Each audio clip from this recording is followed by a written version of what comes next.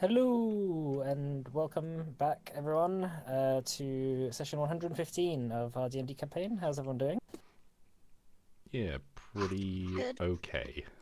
Pretty okay. Well, that's better than usual, I think.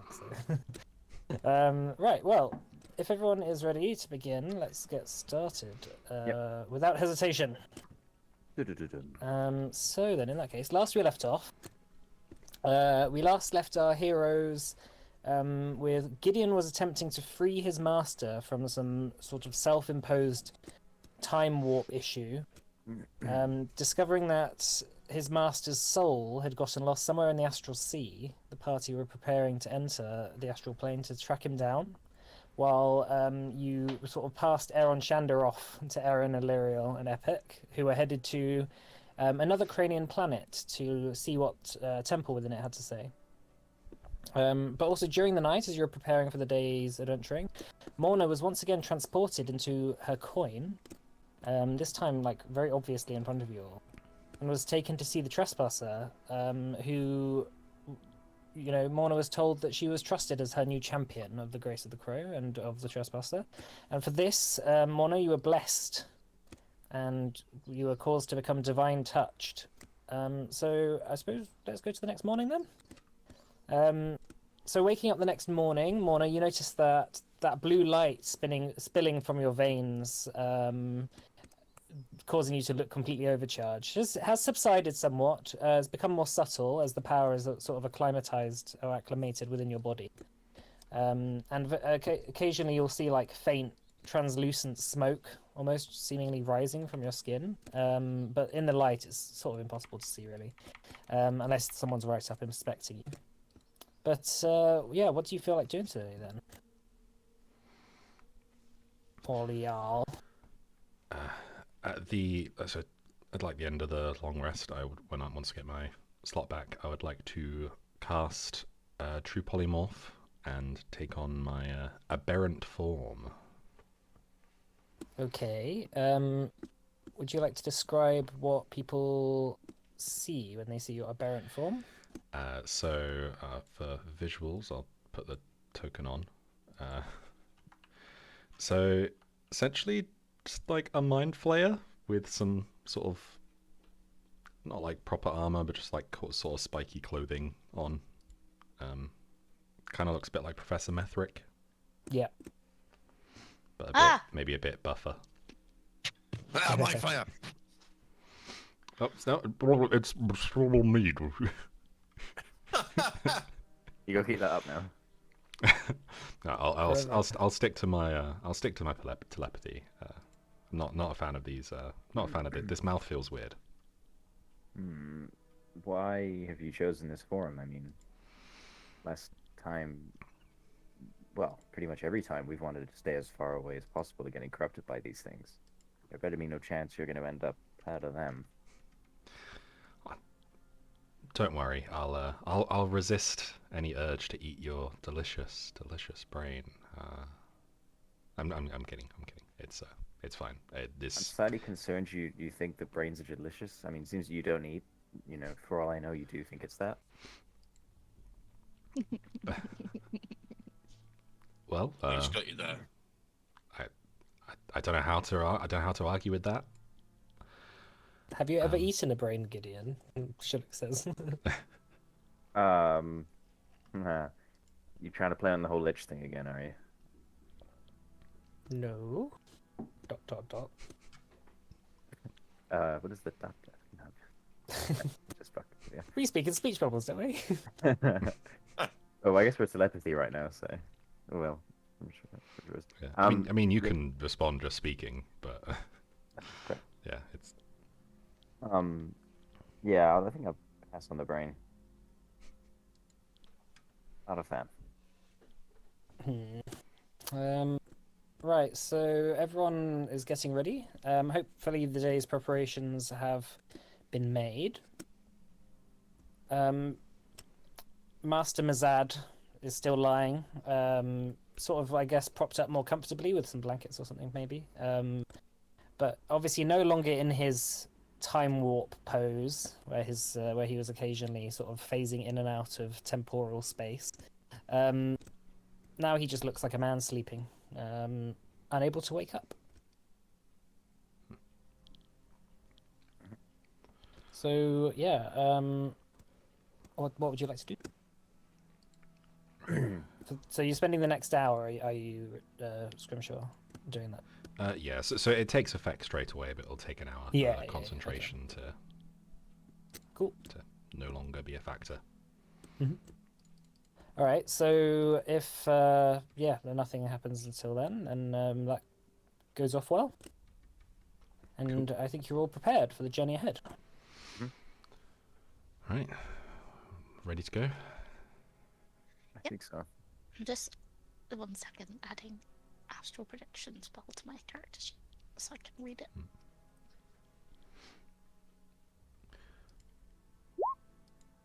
I haven't done this since monk school.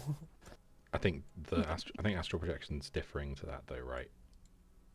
No. this So game. we spoke about she could just cast the spell rather than the monk one, which It's is still- just like yourself. Oh no, I meant in like the effects of the spell as well, because you were saying about how like if you go to like another plane and then go somewhere else, it's like a projection rather than Oh yeah. So this is when you go to the astral plane. yeah. That stuff happens.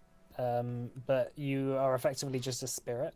You still have your astral form, and but you can only be attacked by things in the astral plane that have followed you.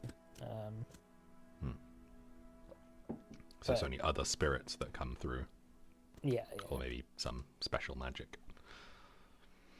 You can't really be noticed that easily by things in that plane. But yeah, you're planning on going to just the astral plane anyway. Yeah. 'Cause that's where you've deemed Master Mazad's spirit to be.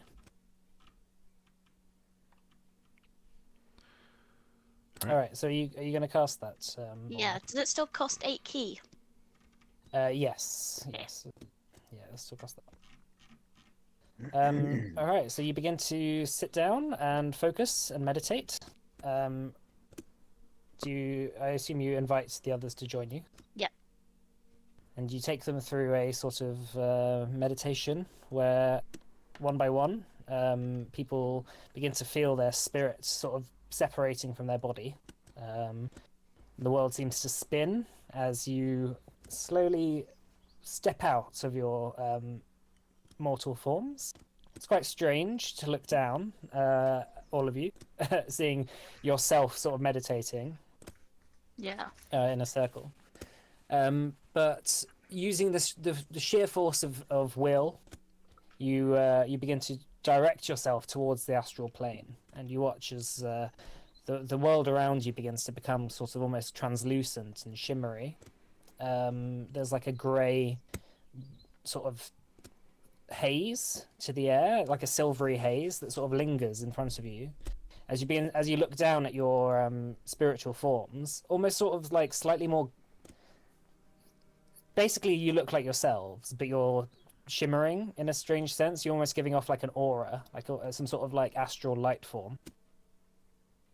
And you see this sort of like silvery cord on each of you, sort of protruding out into the distance, almost like a sort of like astral umbilicus, that sort of disappears after a couple of feet. For some people it's longer, for some people it's shorter, but they all eventually disappear. Does there seem to be any? Yeah, go ahead. Does there seem to be any kind of pattern to like whose is longer than others?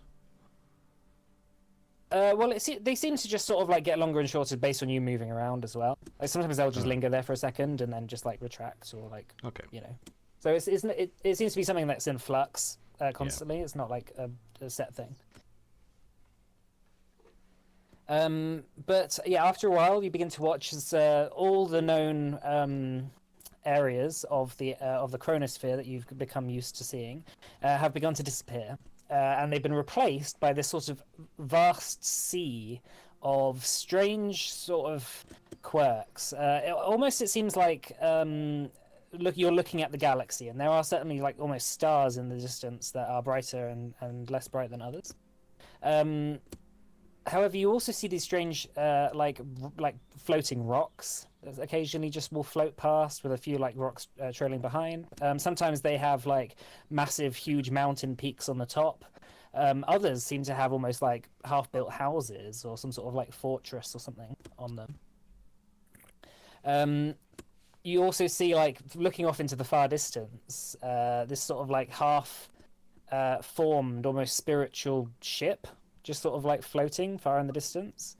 It doesn't have any masts or sails. It seems to be almost like a galley with these sort of like oars poking out and protruding out, like rowing in tandem as it almost pushes itself through the air like a jellyfish, sort of like swimming. There's this sort of strange, like wispy, almost like you can hear almost chatting in certain areas. Like there's certain parts where you almost see like forms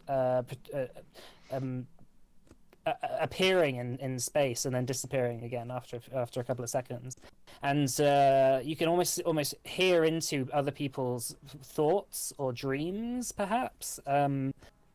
That sort of appear and apparate around you for a second before disappearing again.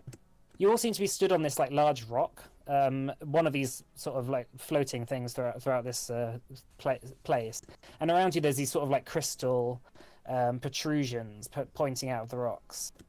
I assume, Mona, you've been focusing on Master Mazad when you were doing the meditation to try and like direct you. Okay, so bear with me. So this is what you see as you have arrived. You see that wherever these like little patterns are, they're almost like shimmering and shifting in the air. These sort of arcane patterns surrounding these crystals. Now the crystals seem to be slightly like not really from this realm. They almost seem like they've been put here, perhaps. And they seem to be at the center of these sort of like arcane glyphs that are almost siphoning energy from them somehow. At the far end of the rock structure over here, you see this sort of like floating golden, maybe clockwork-ish orb that's just like ticking away, floating in the air.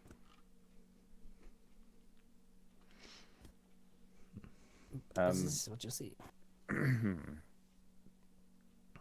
So what's...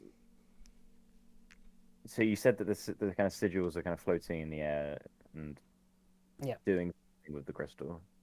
Yeah, they seem to almost be like siphoning energy out of it. Like there's energy that sort of is fizzling in them and then just evaporates into the astral sea. Okay. Well, I guess... Mona, have you seen any suggestion where Master Mazab might be? I have no idea. Well, Can I like sense him or anything? Make a perception check. Also, you notice that standing on these rocks, you're quite like sort of like light-footed. As you jump, you tend to linger in the air like for a second longer, and you begin to feel that you might be able to, if you direct your will towards it, you might be able to like step off and actually start flying around.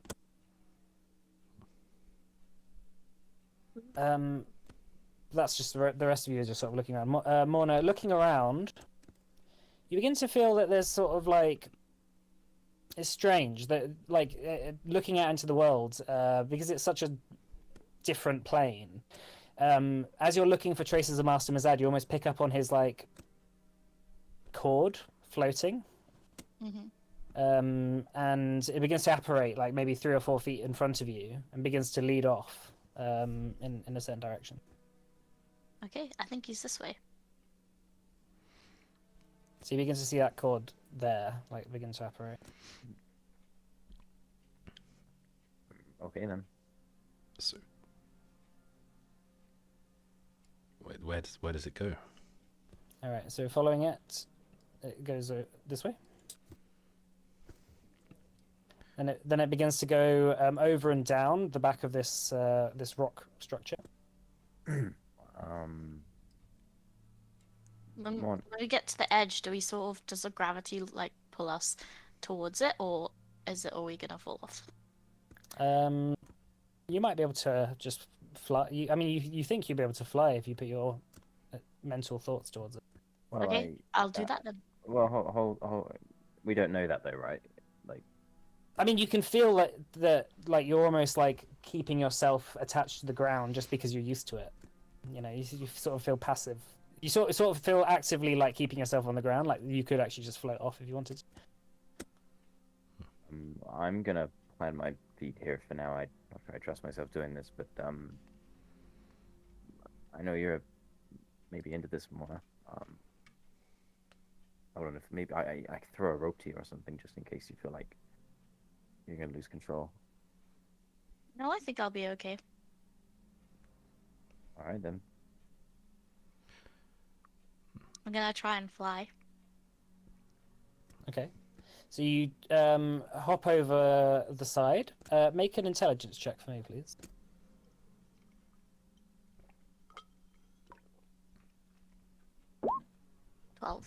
Okay, so you begin to fall, and you're sort of like focusing on fly, let's hover, and you begin to realize you're sinking slightly, and then that sort of fear sort of begins to overtake you, like you feel like you're about to start falling. But as you begin to fall, you sort of just manage to catch yourself, and you're sort of floating maybe 10 feet down.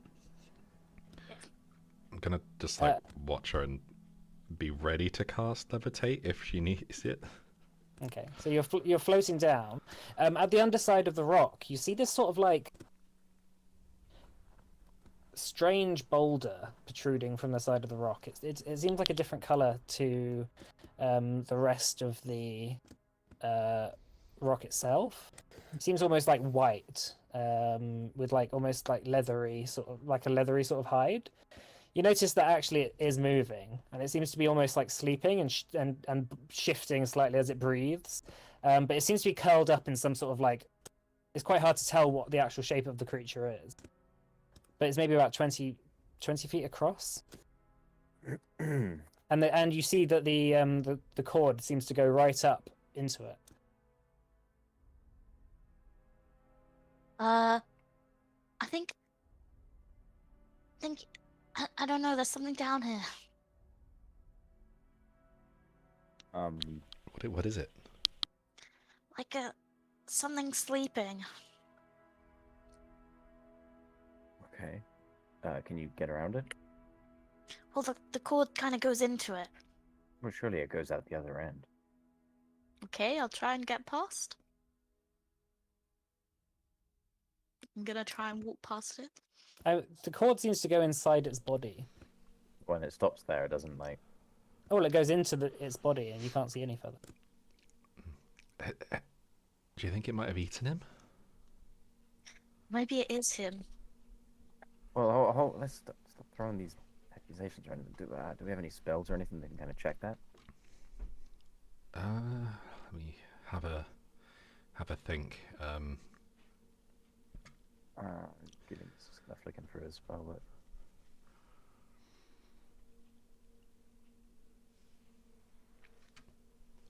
What happens if we dispel the cord? Can we dispel the cord? Yeah, well, that would likely remove our ability to track him. Is It's that not- right? It's But- not magic. Would it bring him back? Well, I don't think so. I think it would probably just stop us being able to follow it more than anything else, maybe.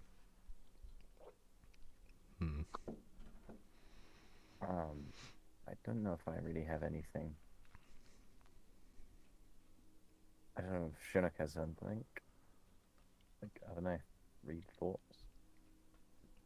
I don't know if that's something. I do have detect thoughts. Oh, that sounds like a good idea. I'm not sure how helpful that will be, but Well, we can give it a try.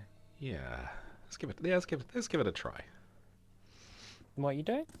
I'm gonna try and like float down to here with Morna and cast detect thoughts at the creature. Okay. Make an intelligence check for me. Ooh, that's a 10. Okay, that's the cut-off point for being able to float. So Okay. that's fine. Yeah, again, it's quite difficult to really wrap your head around, like stepping off something and not just immediately falling. But you realize that actually everything in this world is mental and can almost be controlled by the mind. But as you begin to float down and you see the side of this creature, it seems to be facing away from you, curled up, and it seems to be snoring slightly. But you're doing detect thoughts. Yeah. I'll put it in the chat. So if it has intelligence of 3 or lower, or doesn't speak a language, it won't work. Okay. But don't know, Yeah. not sure. Unfortunately, it doesn't speak a language. Okay. I'm not getting any. You do sort of get like that. There are thoughts that it composes. They seem to be almost visual, rather than like language based. But you also feel that there's some sort of like group of thoughts coming somewhere from within it as well. That is like almost external to its mental thoughts. Maybe it's eaten something that is thinking. It kind of feels like there's 2 trains of thought. One's, I guess, maybe muffled, but yeah, I think there's a good chance there's someone in there. We can't just kill it, right? I mean, we risk. Can we reason with it? That doesn't speak a language, does it? You said. Yeah, from what I can gather, it speaks no language. Well, either it speaks no language or it's not. Either it's not intelligent enough to reason with, or it is, and yet it still doesn't speak a language. Roxxon, as you're sort of standing there, you feel a little tap against your boots on the right hand side, and looking down, you see it's like a tiny little rabbit just sat there. Oh, It looks up. It looks up at you and says, "So what are they doing then?"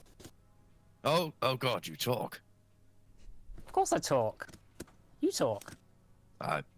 True. I'm not used to rabbits talking. That's all. Are you from here? Oh, I'm not used to humans talking. Oh, well, I'm not a human, but I can see why you might make that mistake. So what are you doing then? They're trying to do something. I'm not entirely sure. I usually just stay out of these types of things. Otherwise, I'll probably just ruin it. Oh, well, be careful. We will. Is this where you live? You live here? Just passing through. Oh. I like to notice plenty of people come over here, and not many leave. You know. Not many leave. No, not really. Oh, why's that? Well, I'm just giving you a friendly warning. It's you say warning, or is that a threat? Well, what would you be most likely to heed? Probably. Knowing our group, probably neither. But could you maybe tell us why it's dangerous to be here? Oh, the old man who lives around here. He ain't very happy. The old man. Well, I think he's this... I think he's a man. Okay. Well, where does this creature will live?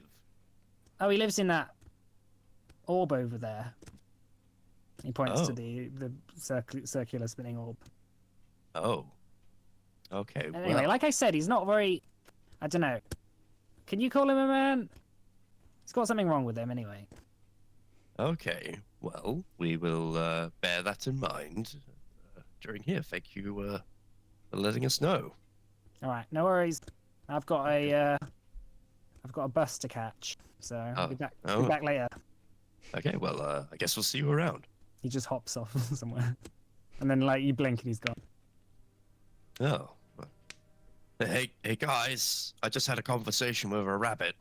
I'm sure you did. That's nice, Roxanne. No, No, there was a rabbit, and he said not to open that orb because there's an angry man inside.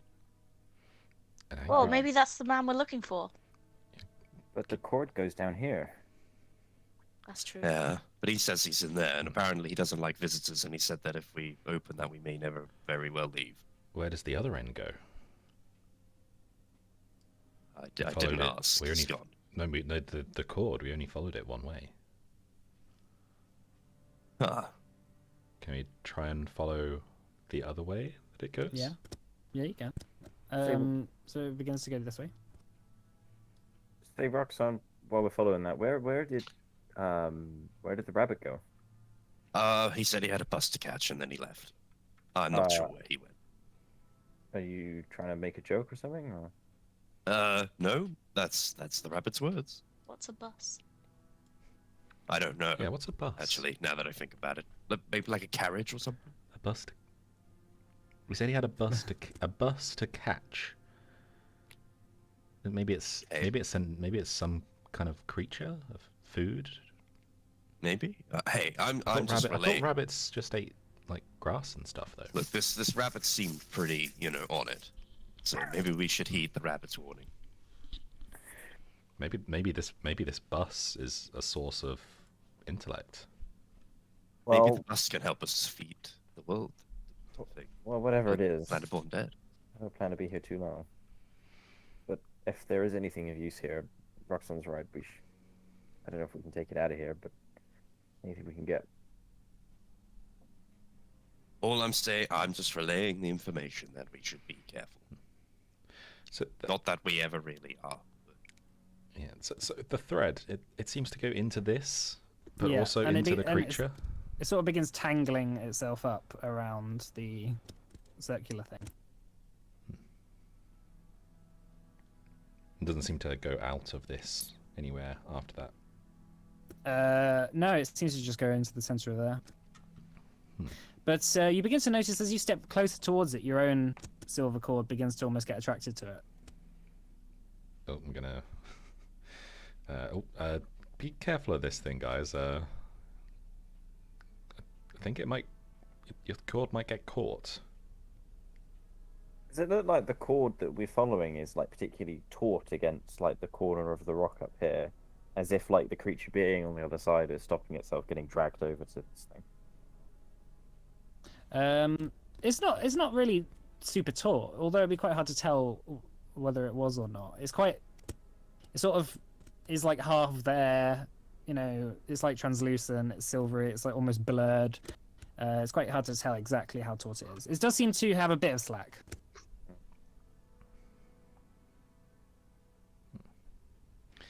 So if this is his, did he come out of that and into the creature, or out of the creature and into this? Because the first one seems more likely to me, but in this place I feel like what seems more reasonable and likely might not apply, given Roxanne's just had a conversation with a rabbit. Could we get another rabbit or something? I feel like it'd be quite useful to have more information. I don't really know how to call it back. I don't know. Ask for the rabbit. Shout it.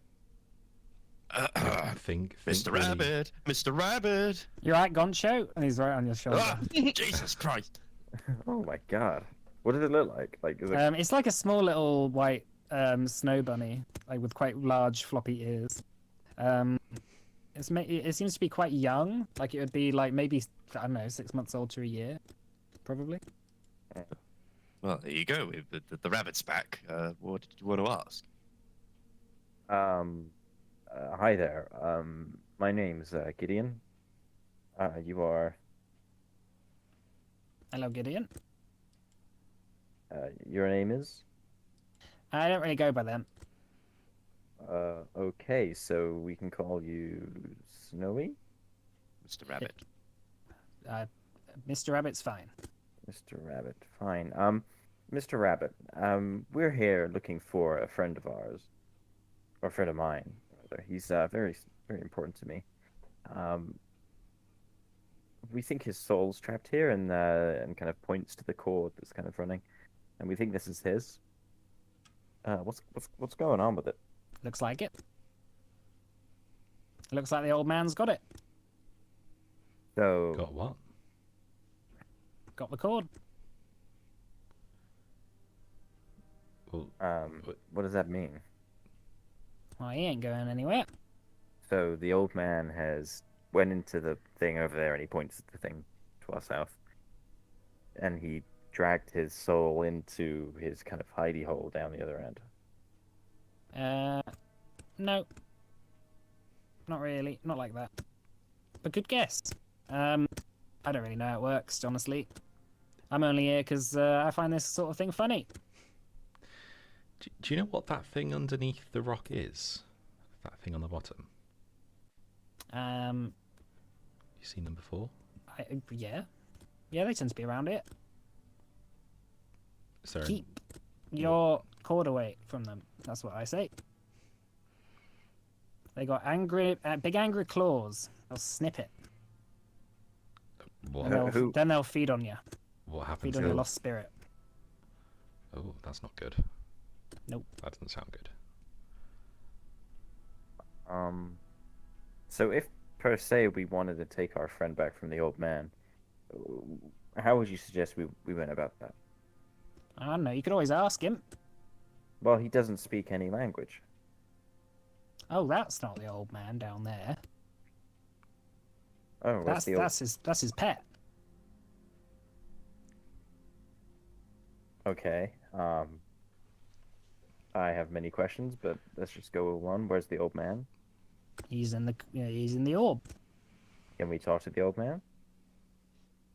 Yeah, but don't touch it because that's how he gets your cord. Fine. It's like a fishing rod. Okay. Thank you, Mr. Rabbit. Anyone else got any other questions? Any questions? No. None that will be helpful. Roxanne? No, I think Mr. Rabbit's been very helpful. All right. Well, I'm not going to stick around to see you all die, so I'm going to go. I've got another oh. bus to catch. See you later. Wait, what's a bus? He stops and turns and says, "I don't think you'll ever know. I'm sorry." And he turns What? around No. and goes back. No! They're there, friend. Maybe next time. When all this is over, that can be our next quest. What Find out Catch what a a bus bus. is. Catch your bus. Okay then. Should we talk to this thing? Give it a go. What exactly are we asking it though? Give us a friend back, or we'll be very kind to you. I'm just being smart here. Start with hello. Sure. You go ahead. Sure. I kind of trying to, I guess, sort of maybe just direct the telepathy, like try and direct it sort of into the orb, Yeah. and to everyone else as well, obviously, so they can hear. It's like, hello. Are you accepting visitors? After a few seconds, you hear like a sort of rustling coming from inside it, and you see a couple of the orbs, a couple of the clockwork sort of machine bits move slightly. As you hear like this sort of old voice sort of creak out of it, saying, "Who are you?" Oh, hello. We are known elsewhere as the Clive Five collectively. One of our friends is here. We think that might be his cord. We were told to maybe to speak to you, see what can be done. Ah, well, I am the cord keeper. The cord keeper. Oh, very, very. Sounds very official. Yes. And this is just to Gideon. Does this sound like Master Masad? Does it? No, it doesn't. I can firmly say there is not enough eccentricity there to even remotely be him. Okay. So do you always keep the cords, and is it normal for them to also be going into your pet? That was a mistake. What happened?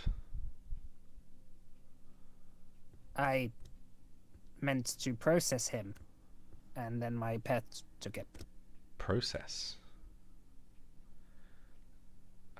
What exactly is involved in the processing of somebody? Stay back, otherwise I'll process you too.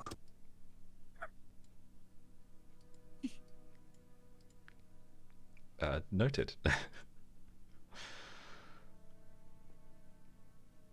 But the question again, what exactly is processing? You hear him like sort of hesitate and go, I guess I eat their souls. It's been a long time. I've done it sort of on autopilot, really. Why would you do that? That's not a very kind thing to do to sentient creatures. Well, they weren't using it very well. How could you know that? How? Because I don't know. It's just what I do, okay? It sounds like you just can't control your hunger. I could absolutely control it, which is why I'm not eating you right now. I have a feeling if we got closer, then you would be. No. That's a lie. Is there any chance? Is there any chance you Yeah, go could on. release? Oh, sorry, what were you saying? Insight check. Ah. I don't know if I can like insight an arcane being from the astral plane, but let's see. Oh, I mean, he's quite obviously lying. okay, fine. Is there any way you could just release that cord that's wrapped around those gears there, and we could be on our way with our friend? Well, unfortunately, he's kind of what I'm using to keep that thing over there. I didn't quite want it to fly away, you see. Your pet. Well, soon. I'm working on it. So you're using our friend's astral cord as a leash for your to-be pet. Yeah, just whilst I'm working on him. What are you working on him? I'm trying to learn how to fly it.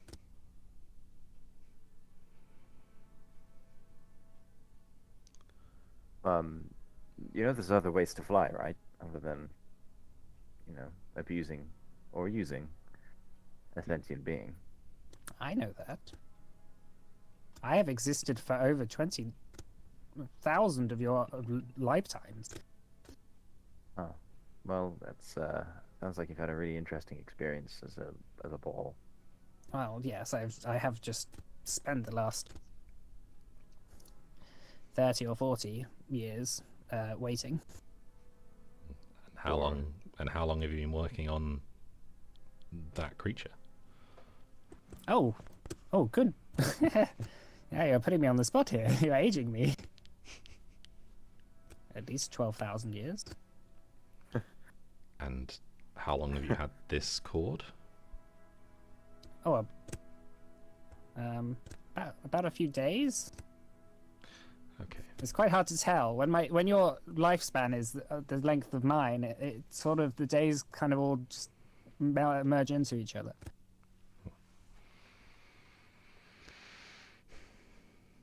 Right. Well, so we're gonna need that cord and the person on the end of it. Oh, here we go. You're going to start threatening me, are you? There's a reason I haven't come out of this ball. Well, I was hoping it wouldn't have to come to that. Presumably, we could come to some amicable arrangement. Yes, I will help you if you help me What do you need help with? catch that thing and fasten it from in a more secure way, and then I'll give you your friend's cord back. Right, let's force cage it. I have a feeling it won't fit in Force Cage. Let me have a look. Do you say it was 20 by 20? I'll tell you what the actual size of the creature is. This is a gargantuan titan. It might be 20. Well, we can do it. We can do 20 by 20. I can't currently do it at the moment, but Chinook can with Wish.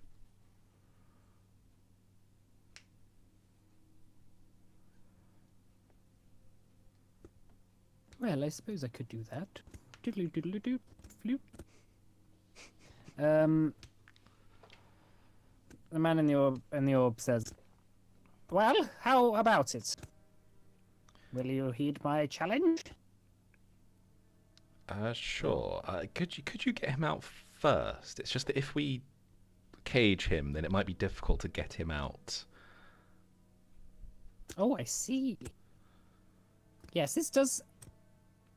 Now I see it. This is a problem. Because I don't think there is a way of getting him out of there. So what were you going to do after we? You would. Oh, yeah, right. You were just going to.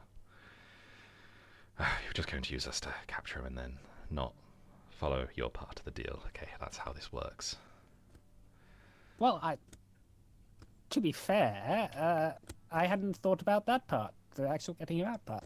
No, only those creatures. Only through their deaths can you retrieve their insides. I guess we're gonna have to kill it then.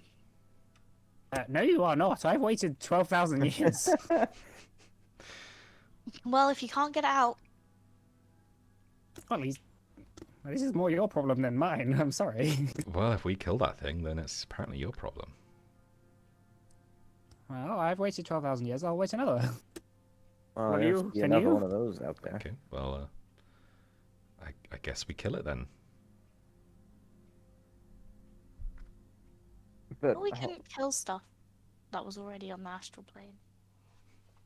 Yeah, no, things that are in the astral plane you can affect. Okay. hold on. If we defeat the creature, then surely the court just comes back to you. Yep. And then will you give it to us? What, if you kill the creature I've been hunting? We'll find you another one if you give it to us. I mean, Mon, Find me another one first. so our options are either try to coax out a creature that is here, or find another creature that we might not be able to coax out and get over here. What about a rabbit?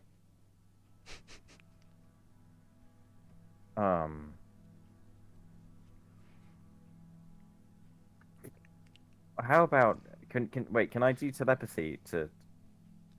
Can I talk through telepathy to just to the people? I think it's You can- just you to can- me. you can- Right. So in the astral realm you can talk through telepathy as well. Okay.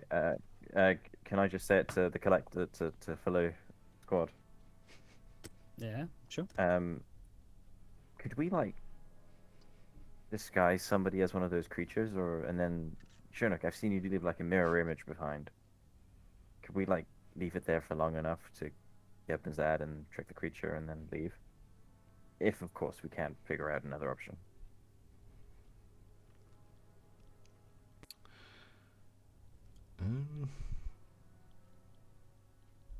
Maybe the magic's.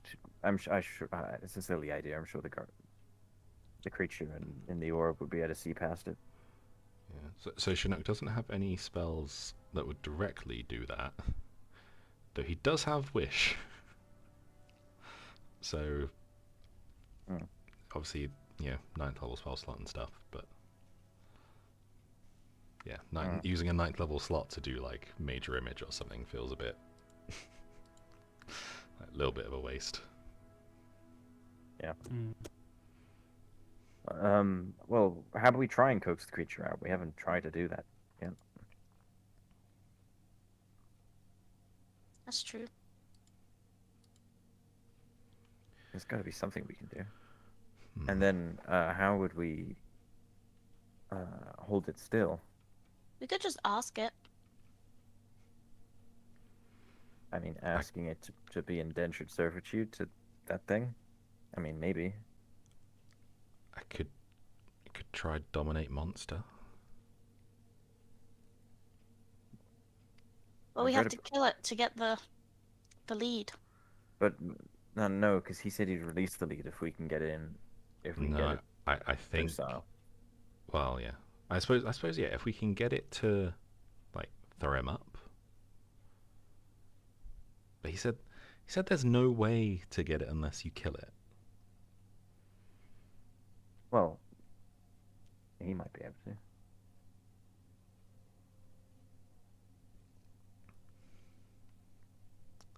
Hey, Ballman. Yes, Sorry, Cord Keeper. that is my title. Are you sure there's no way to get him out? Surely, if we just like, if we can just get it to like throw up or something, then he'll come Well, out. unless right? you went in there as well, but that would be stupid. Well, what if we got it to vomit or something?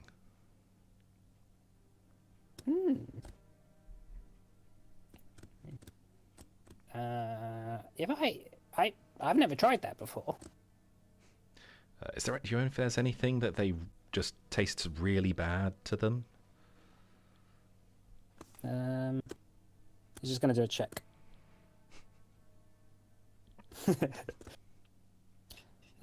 Yeah, well, there is one thing. But I don't have any of that on me.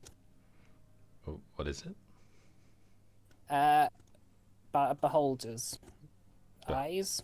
Or Beholder eyes. flesh. Or anything. They really hate them.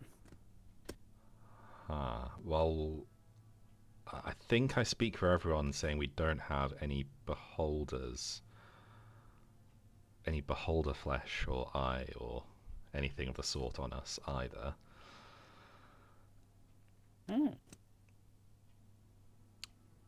Why don't we try and do a whole monster, and then I'll go in and see if I can get it. Is it just any kind of? Is it just flesh from any kind of creature from that kind of place? Or is it specifically beholders? Well.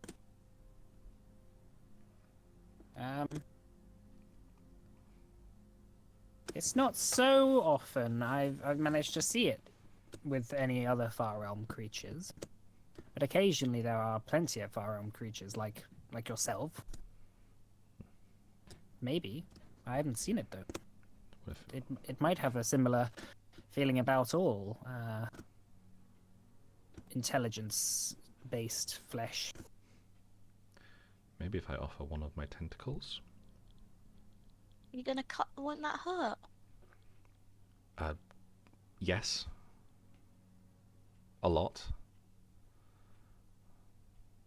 But my god, I mean, that we feels a bit much, maybe. I mean, we get hurt every day, right? I guess. Well, we can give it a try, but I think Screwshot, that's gonna hurt. As long as you're okay with that, I mean, is there anything we can do to numb it, or? I don't know, just be quick, I guess. Alright, well, Chinook, maybe be ready to heal him. Is this a jump for Roxon? Yeah, I think Roxon maybe. Morna, maybe if you like put your, maybe if you punch it first to make it to numb it with your frosty not- fists, and then It's not gonna do anything. Roxon cut it. I don't know. I'm trying to Uh, trying to think. I've not done this before. let's cut it. Yeah, just get a rock and lie down. Lie it down on a rock, and I'll hold the other end.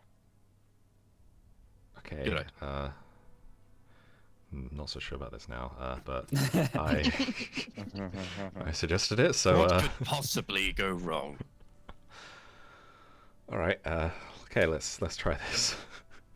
All right. I guess I take a swing. Yeah, make an attack. Okay, I'll just do it like a normal attack.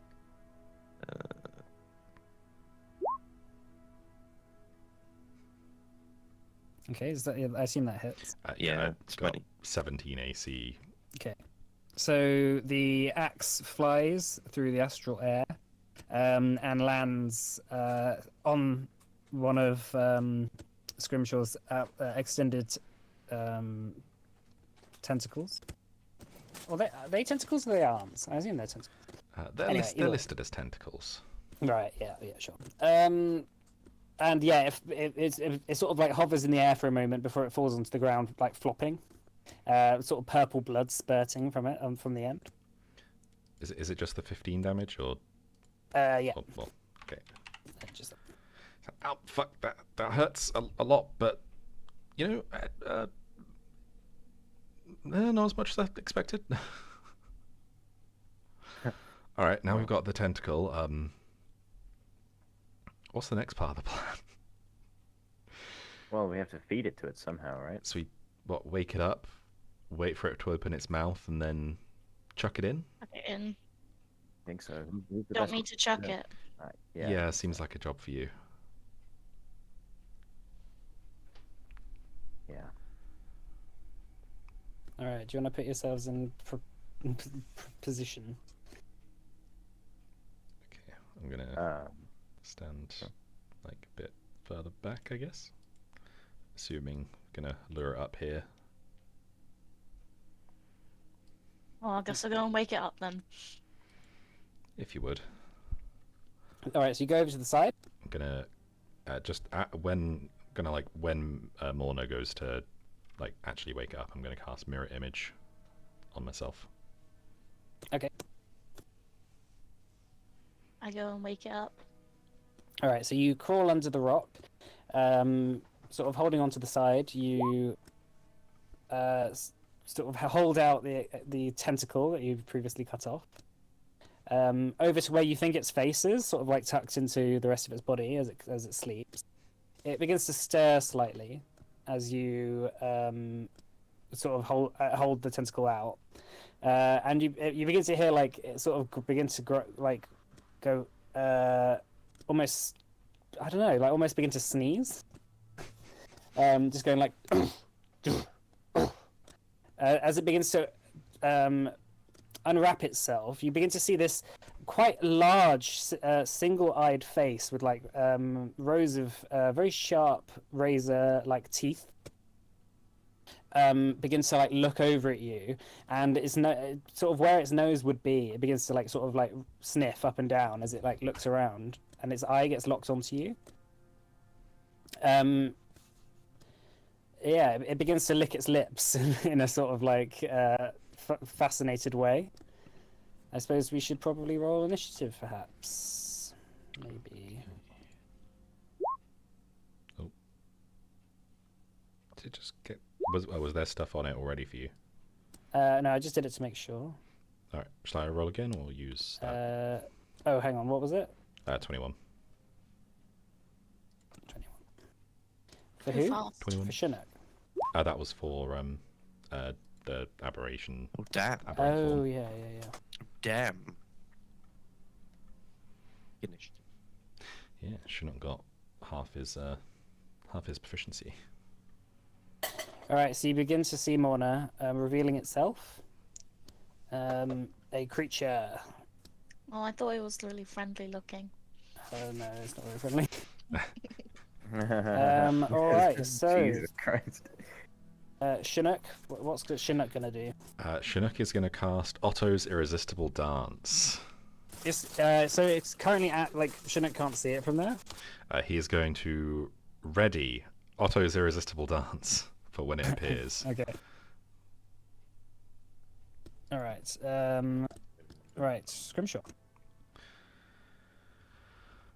Scrimshaw is going to ready. He's going to ready Dominate Monster for when it comes around. I just had a thought. Hmm? We could have cast regular Force Cage on it, and then wouldn't the a thing have dropped because nothing can go through it. All right, Roxanne. Okay. I'm going to rage, Okay. and then the plan was to lure it over here, wasn't it? Yeah. Okay. I will probably just hold my action, then move here, and then just hold action, Okay.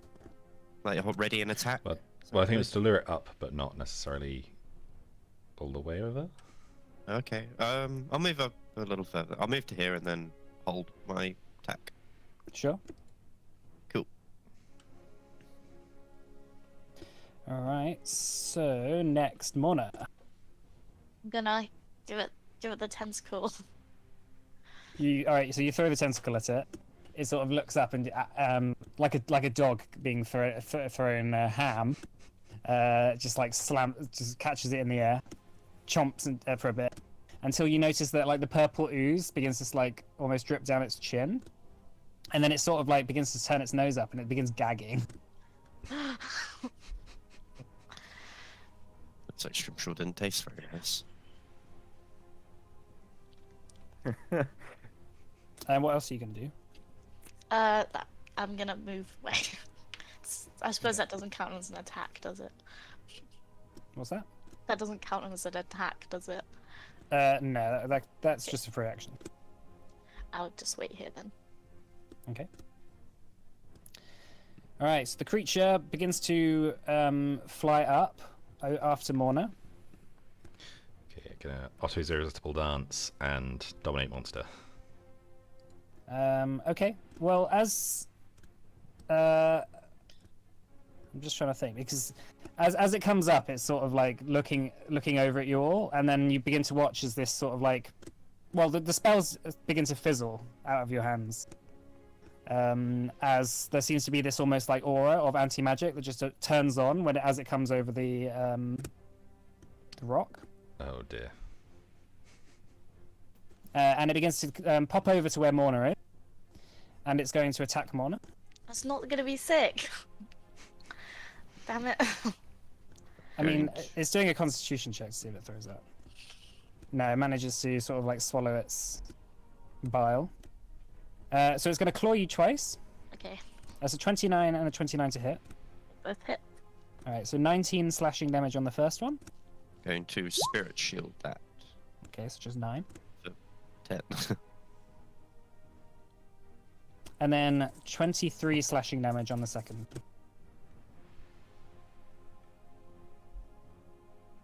Okay, Okay. and then it's going to bite you afterwards. Oh, 25 to hit. yeah, that hits. Okay, so that's 44 piercing damage. Oh, I should have shielded. Youchie. Okay, that doesn't reduce you to 0 hit points, does it? No. Okay, and that's the end of its turn. Gideon. Does it can you do like an arcane check to see if like the anti-magic fields are somehow related to the sigil gems? Okay, make an Arcana check. I think maybe we can destroy them or something. That might do something. It doesn't seem to be coming from those gems. It seems to be coming from the creature itself. Okay. Where its eye, one singular eye is looking, almost like how a beholder works. There is a cone of anti-magic that seems to be coming out of it. Okay. Does Gideon recognize that fact? Yeah, you got a natural 20. Okay. And does that count as an action? No, that's just a free action. This one. All right. Gideon's gonna dash over to here then. Whoop. It was this one here. Okay, And that's gonna be the end of his turn. cool. Yeah, you begin to feel that the anti-magic has now left you. Because even your sort of like temporary hit points was affected by that as well. Can Gideon like say something while he's running? Yeah. What do you want to say? He's just gonna say, "It's a cone. It's a cone. The anti-magic's a cone." As he's kind of running, he hopes okay. that's enough. Sure. You begin to hear from the orb saying, well, just remember our bargain. Don't you actually really hurt it. Right, it's Shinnock's turn. Okay. So the irresistible dance, did that just fizzle and nothing, or is the concentration going on that and it's suppressed, or is it? So it's being suppressed. The concentration is still going on. Okay, so he's going to run this direction until it starts dancing, I guess. If he gets out of the cone. Oh, I see. Right. Oh, yeah. Okay, that's fine. All right, now it's affecting it. So, what's the negative on there? So it is. I'll just put charm on it, even though it's not charm. Yeah, I think it's immune if it is immune to charm, but I think it's technically not a charm. Actually, So. oh, it is immune to charm. Oh, then it does nothing. Yeah. Okay. Unfortunately, not. There we go. All right, Shunnock, what else is there? He is going to haste Roxon. All right, so he's still going to be concentrating. Roxon, you feel nothing currently Ooh. as the thing is being suppressed in the code. Can I take that back actually? Because I just realised if he sooner not gets suppressed, then the lethargy may just instantly set in. It might like end up setting in multiple times with one Maybe. haste. Yeah, let's Not not sure. do that. Not sure how that would work. Right, so what's Shunnock going to do? He is instead gonna Crown of Stars. Cool. So I'll throw that up and sling a bolt out.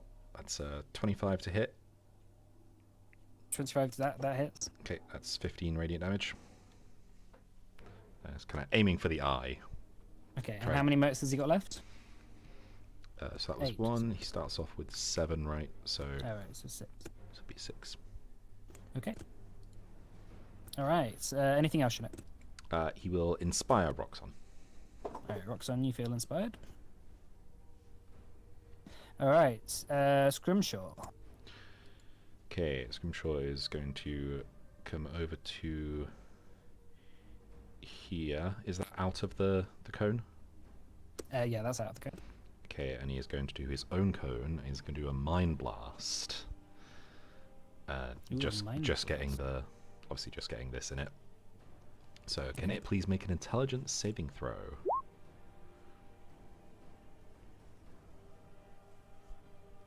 That's 15. That is a failure. Okay, so it is going to use a legendary resistance.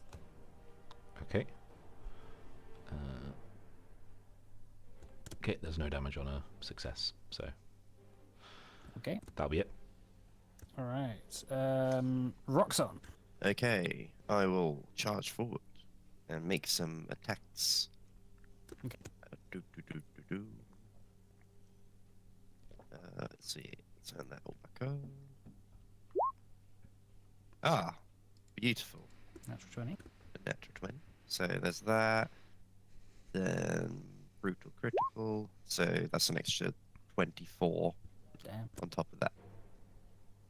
Damn. Cool. Big So hits. another one. That'll be 24. 24 damage. No, 24 to hit. Sorry. Oh, 24 to hit. That hits. Yeah. So it's 14 plus 9, 23. and then he gets another one because he crit. So 22 to hit. 22 to hit. Yeah. That hits. Yeah. So 14 plus 12. Okay. All right. That's me turn.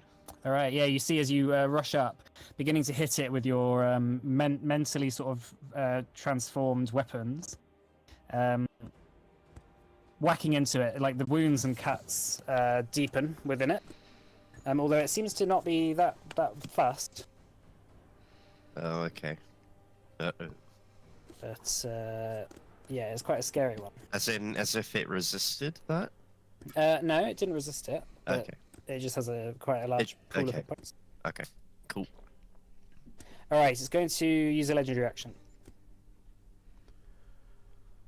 It's going to use all 3 of its legendary actions. Oh, God.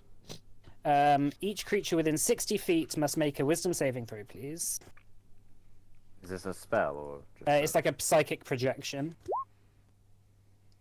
okay? I can't find wisdom. There it is. Okay. Roxon the Wise. Is that everyone then? Oh yeah, Chinook and Roxon then both take 15 psychic damage. Okay, And that's that's it. fine. Okay. Right, Mona. I'm gonna do my new thing and overcharge. Woo. Okay, you begin to watch as all the light that had been suppressed within your veins begins to shoot out once again. Sort of like electricity fizzes in your hair and all down your body as you begin to feel more powerful. Does that take an action? No, it's just a. Okay, and then I'm Breathing. gonna do my thing so I get 20 HP That's at the end of your. at the end of my turn. The end of your turn, yeah. Okay, in that case, I'll do this. Gonna attack. 1, 2, 3, and then the extra attack 4, and then extra attack 5. Oh. Okay. Can you make a con save on the first one? Yeah, I'm just doing the damage at the moment. And then that misses the last one. Alright, con save. Mhm. That is 22. Oh, that's enough. And then another con save. Okay, 20. Damn it, another con save. 10 on that one. Okay, it's stunned. Or maybe not. Probably Okay. not stunned. Yeah, it's going to use the legendary resistance. Okay, that's fine. And then. Oh, all my attacks do extra 2d6 radiant damage, so I have to do that as Oh well. yeah. So that's the first one. That's the second one. That's the third one. That's the fourth one. Nice. Cool. Yeah, and then. Is that your turn then? Yeah. Okay, cool. Right, it's the creature's turn.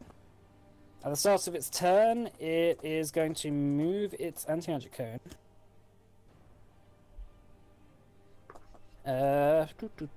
Okay, it's going to move its anti-magic cone, still facing Morna, because that's the person who's done the most damage.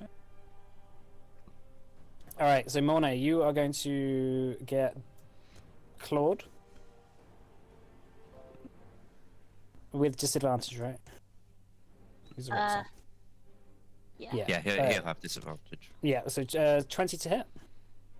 That misses. Okay, and then 31 to hit. No, sorry, 29 to hit. Hits. Okay, that's 19 slashing damage, Half. halved to 9.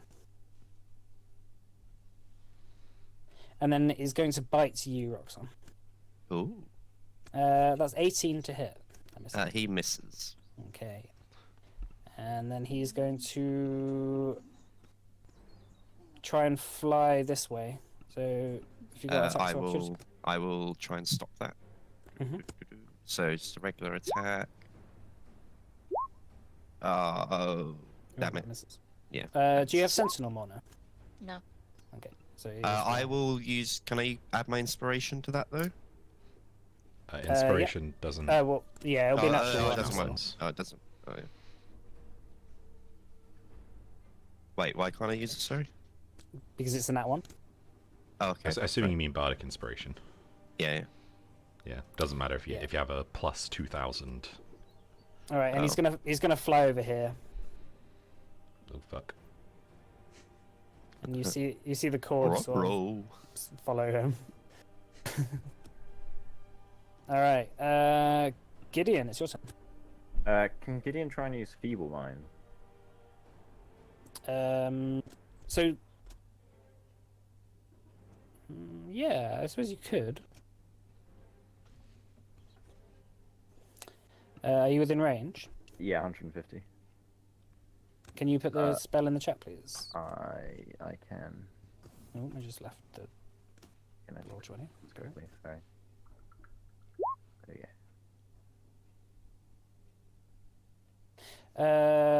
go. Okay. So it needs to make an intelligence saving throw. Correct. Our As- DC save will be 19. Yeah, that's a 14. Yep, so it fails. Alright, it's so going to use its last legendary resistance. okay, fine. Alright, anything else, Gideon? Gideon's gonna maybe just move. I think. So that's the. Let me go to that square. Yep, that's it. Okay, cool.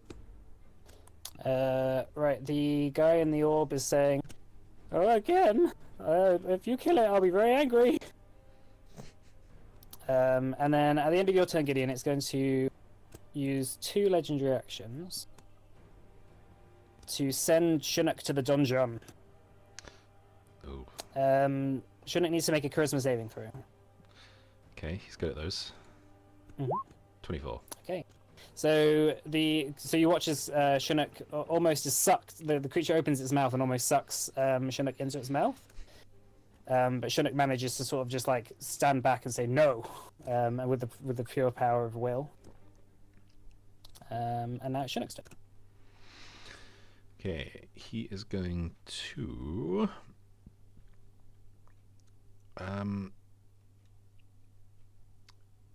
He is going to cast. He's actually going to disengage. He is going to disengage, run away a bit, cast his Crown of Stars. I'll chuck that. 22 for a 25 to hit. Okay. And then he's going to continue running Or back. did Chinook move back? He did, but he disengaged. Oh, okay, cool. He's going to run back to there. Mhm. And he'll give an inspiration to Gideon. Okay. Actually, no, he won't, because he used Crown of Stars. Okie dokie. All right. It's your turn then, Scrimshaw. Okay. Going to try and cast Dominate Monster again. Is that charisma? That's a wisdom save. Wisdom. Oh, it's actually better than those. 25. That'll pass. Okie dokie. See if I get my mind thing back. I do. I'm just gonna hang out over here. That'll be it for me. Cool. Roxon. Okay. I will move over here to hit him. Wait, hang on. If I walk through that, is something bad gonna happen? What, the cord? Yeah. No, it's fine. I can move to him. And I will. Okay. I will make an attack.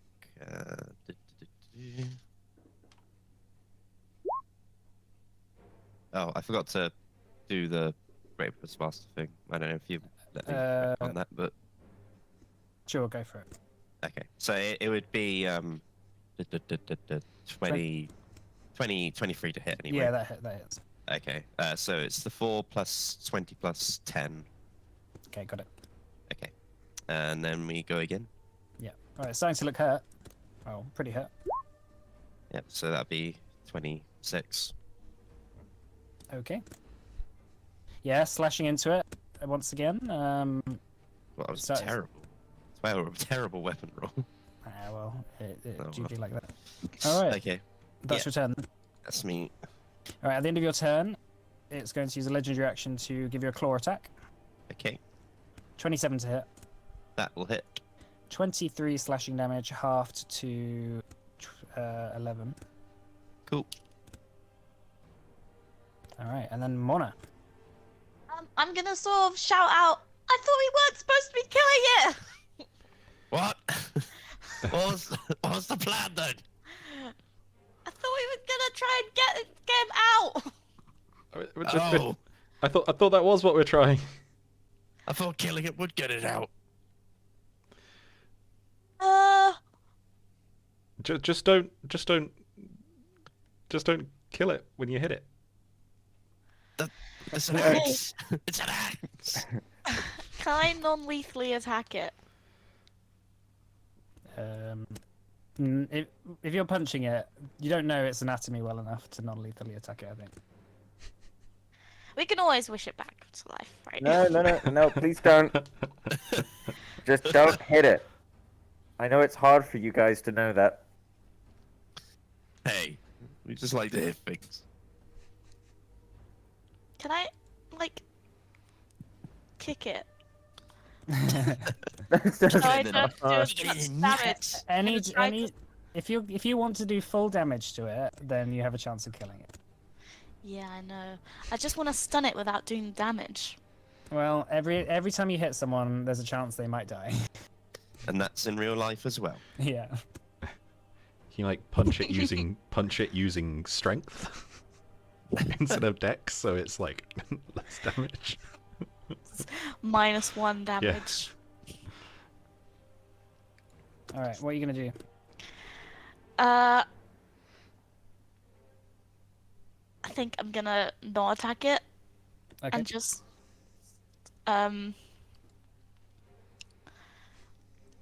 I should have moved up because now I can't get away. In fact, yeah, I'm gonna disengage and go and stand over here in an attempt to bring the anti-magic field with it. Okay. Right. It's his turn. So first of all, it's gonna try and fly over you, Roxanne, and over here. So if you want to make an attack. Oh yes, yes, yes. No, we're not attacking it. I just want to stop it. It's not on death's door, I don't think, right? No. Well, we will find out. Oh, Oh, that hits. All right. So it is above you. It is above you, but it hasn't managed to get okay. further than it. Okay. It's a crit though, so Yeah. Okay.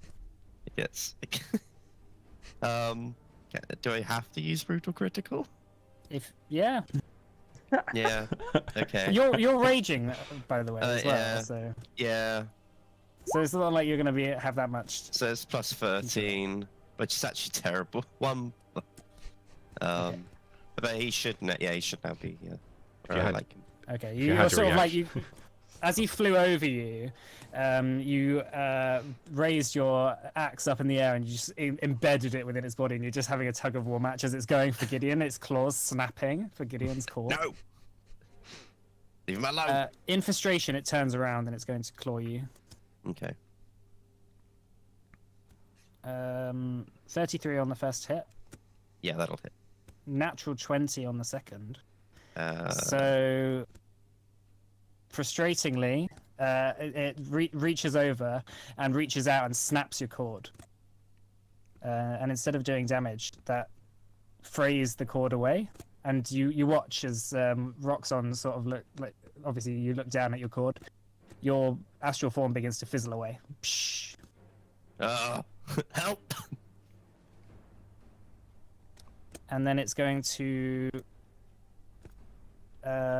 bite you as well. Okay. Cool, that's another natural 20. Oh Oh, no. dear. So that's going to be a 36 in total to hit. That's going to be What's 50. to hit? Okay. Yeah, to hit. And then it's going to be 82 damage, Okay. piercing, halved to 41. Okay. Ow. And then at the end of its turn, it's going to. We should have cut off more tentacles. No, it's going to wait. But Roxon, you watch as your cord snaps. You feel your connection with the astral realm beginning to dissipate. Gideon! Someone! All right, Gideon. He's gonna say, "All right, I'm on it," and he's gonna do hold monster. I think. Okay. No, look at your wisdom saving what- throw. Wisdom saving throw. So it's reduced to 1 because of feeble mind. It hasn't been feeble-minded though. Yeah, it was, wasn't it? No, it used a legendary resistance. Oh, of course it It did. used its last one on it. That's right. So that's going to be 23 on its wisdom save. It passes the save. Okay.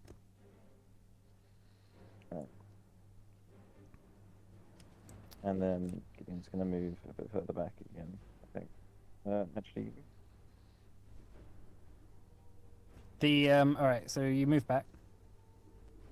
You hear the voice coming from the orb saying, "Oh no, you've gone and done it! You sent my killing frenzy off, dying around me.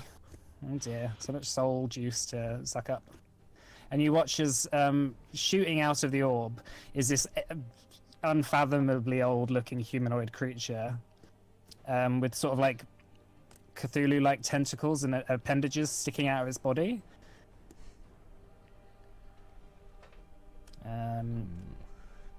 It's gonna fly. Hang on. How far can it fly? 30 feet.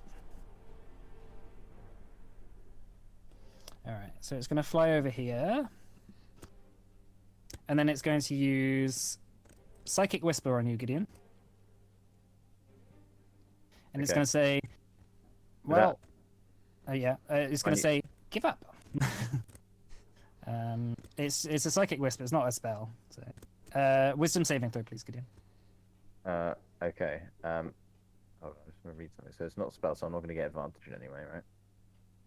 What I does get your advantage. advantage come from? It was, you have advantage on saving throws against spells and resistance against damage of spells. No, it's not a spell. So. Okay, fine. So wisdom, yeah? Yeah. Ooh, okay. So you take 25 psychic damage, Okay. and you're stunned. Yep. You're stunned until the end of this creature's next turn. Okay. And then it's going to use another Psychic Whisper on Chinook. So Chinook needs to make a Wisdom saving throw, Scrimshaw. Okay. Ooh, that's an 11. Okay. So Chinook is also stunned and takes 25 psychic damage. Okay.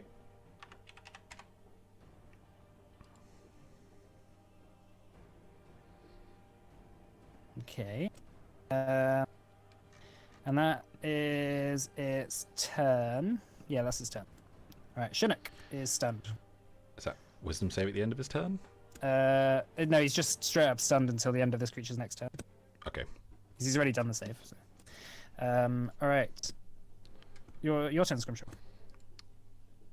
Okay. Just gonna. I thought we had an arrangement.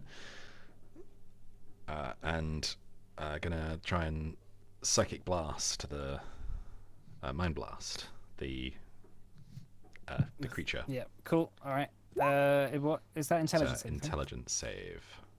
Ooh, 1. Okay, well that is a fail. So it takes 29 psychic damage and it is stunned for 1 minute. Okay. Can repeat the saving throw at the end of its turns. Okay, unfortunately it's immune to stun. Oh, bollocks. I'm so sorry.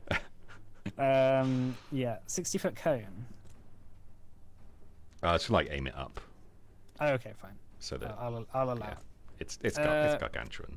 Yeah, sure. Yeah. So what else? Is that your turn?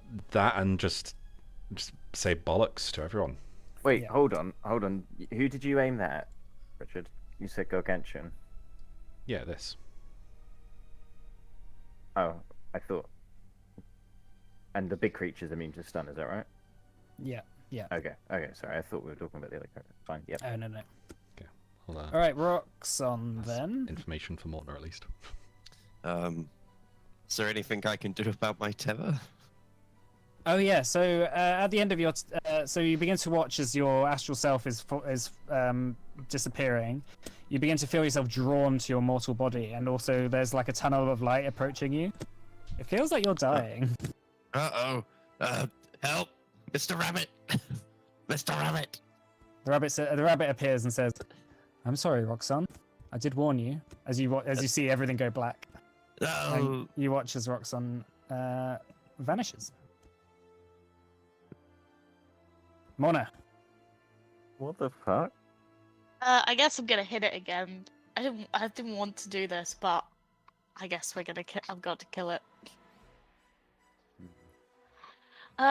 So I'm gonna attack 5 times. Oh, 6, 7 times! Oh damn. Hell yeah! 1, 2, 3, 4, 5, 6, 7. Oh, and then 1, 2, 3, 4, 5, 6. How would you like to kill it? Wait, I need to do all my damage first. All right, Wait. seeing Roxon disappear after his cord being snipped, you feel obviously this sort of sense of rage overcome you. Blasting the creature into smithereens, you just punch at it, wailing. Its body begins to drop to the floor and it begins to almost start to evaporate, but it hasn't yet. Is there anything else you want to do, Morna? Which attack did I kill it on? Let's say the last one. Okay. No, that's it. That's my turn. Cool. All right, then that is dead. Gideon. I need to roll for something, right? No, I don't. That's the end of my. Yeah, yeah. You're. That's the end of your turn. You're still stunned. Yeah. All right. It's this man. You're stunned, but you're still cognizant. You see this like horrible like undead creature begins to walk towards or float towards you. And it's going to the tentacle that sort of comes out of his body is going to stab you with it. 32 to hit. Yeah. I'm still stunned, right? Yeah, you're still stunned. So it's a crit, right? You're not paralyzed. Okay, fine. Yeah, that hits. So that's 24 piercing damage. I don't know. I'm just doing my barriers. 24, so that makes it 13. Take off here. Hold on, changing thing. Negative 13. Yep. Plus 28 necrotic damage.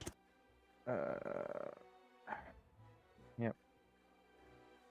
And you need to make a Constitution saving throw, please.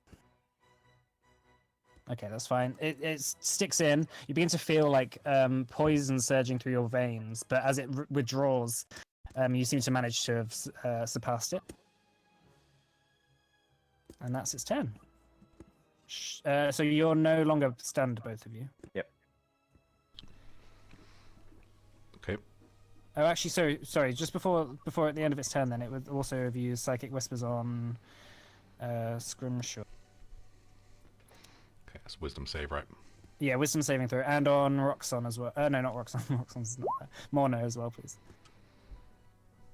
All right, so you pass Scrimshaw. 19. Okay, that passes as well, Morna. All right, it's Chinook's turn.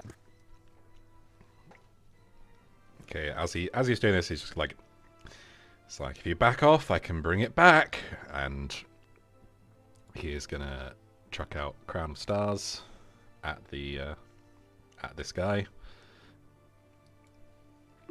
So an 18 to hit. 18 does hit, yes. Okay, that'll be 18 points of radiant damage. Okay, it's going to use its reaction. Far Realm Step. So it magically teleports up to 60 foot away. It's just going to teleport over here, but 60 foot higher. Okay. Does that make the attack miss as well? No, it doesn't. Okay. That was at the end of its after it got hit. Okay, and he is going to try and cast Feeble Mind on it. What's the range of Feeble Mind? 150 feet. 140 odd. 140. So that's What does it need to make? A charisma saving. intelligence save. Oh, intelligence. 26 on that. Okay, that'll be a success. Okay, Okay. he's gonna take cover behind the corpse of the Treadnought. Sure. Or the creature of unknown name, because that's Mhm. yeah. All right, your turn then, Screenshot. Okay, let's see if I get my thing back. I do not. Going to attempt to cast Disintegrate. Ooh. So that's a dexterity save for me, please. 23 on that. That is a success. It does no Yeah, damage. he dodges out the way. I've been living in the astral realm a lot longer than you have.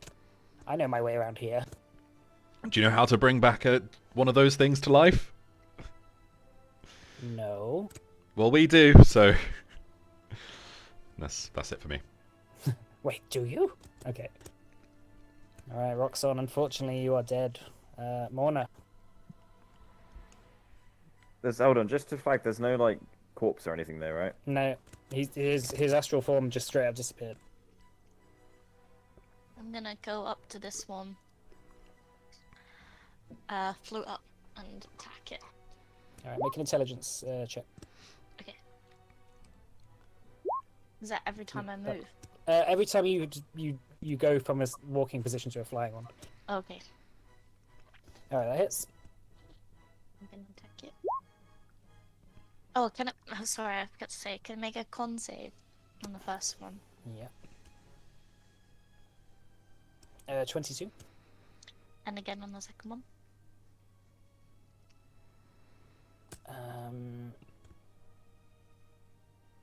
13. Okay, it's stunned. Alright, legendary resistant. Okay. Alright, and then then- more damage. Oh. The 16 Yeah. hits as well. Okay, and then I got my extra damage from the D6s. Mm-hmm. Oh, the 16's hit. Right, can I make another con save? Yeah, just bear with me. Sorry, it's a lot. Con 6. Okay, He's going to it's- use a legendary that's resistant. fine. Trying to burn through them. Yeah. And then another con save. Okay. 19. Oh, that just hits it. So it passes. Yeah. Okay, cool. Alright, is that your turn? Yes. Let me add my 20 HP. Okay, you watch as the creature begins to fade away and disappear. Bloop. On the ground, you see a curled up man who seems to fit the look of Master Mazad, curled up.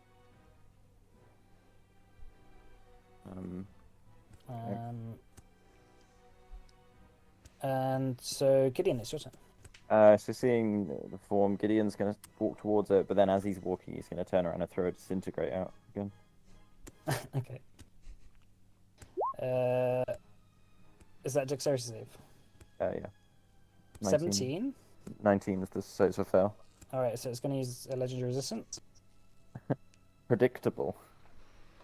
It's used 3 so far. Can I go up to the body of Master Mazed? Yeah? And does it look like what's up? He's looking very, like, ill. His astral form is, like, a lot more pallid than usual. Okay. I don't know why he looks like that. But... Okay. But yeah, his skin is looking sort of like transparent. He's looking like his astral form hasn't got the best grip. Okay. Fine. Alright, is that your turn then? Yeah. Alright, it's this creature's turn. It's going to use a parasitic tentacle attack on you, Morna. Okay. 30. That hits. Alright, 27 piercing damage.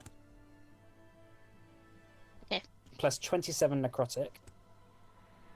No, I can't use my heal. And you need to make a constitution saving throw for me, please. 30. That's fine. It And then better it's going to use psychic whisper on you. So can you make a wisdom saving throw? And, 30 also. Okay, and on Gideon as well, please. Alright, I need to get to the right page. Wisdom. There's some high rolls. Oh, that's not such Okay, a so high that's 25 psychic damage, and you're stunned again. So 25, did you say? Yeah, 25. Yeah. You are once again stunned until the end of its next turn. Just to clarify, Roxon getting whatever. He didn't run out of health, did he? No. It looks like his astral form just like disappeared. Okay. But you watch very clearly his cord being cut. Okay. And that's it, I guess. All right, Chinook. Okay. Chinook is going to chuck out a Crown of Stars. It's a 23 to hit for 25 23 radiant hits. damage. Okay. And he is... Oh, he's going to use his reaction to go 60 feet away. Is that like Misty Step? It's not a spell. It's just a reaction. Well, like, is it? Does he move or? Oh can yeah, I- yeah. It's not. It's not. It's not. It doesn't provoke Okay. attack of opportunity. Is he still 60 feet up? Yeah. Going to try and cast Hold Monster. Okay. Wisdom save, please. From who? From Chinook. Yeah, from Chinook. Okay, cool. Wisdom save. Yes. 21. I believe that is a fail. Oh, He he's has going to DC use his 22. last legendary resistance then. Okay. Bonk. No, no, don't do that. You brought this on yourself. He'll continue to run sort of away, I guess. Okay. That's what he does. All right. So yeah, Scrimshaw. Okay, Scrimshaw is going to... he is going to cast Disintegrate again.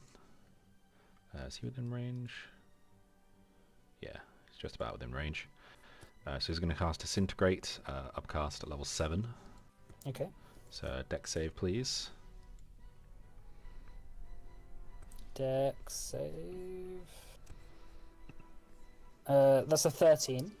Okay, that fails. So that is 81 points of force damage. Ooh. He's looking really hurt after that.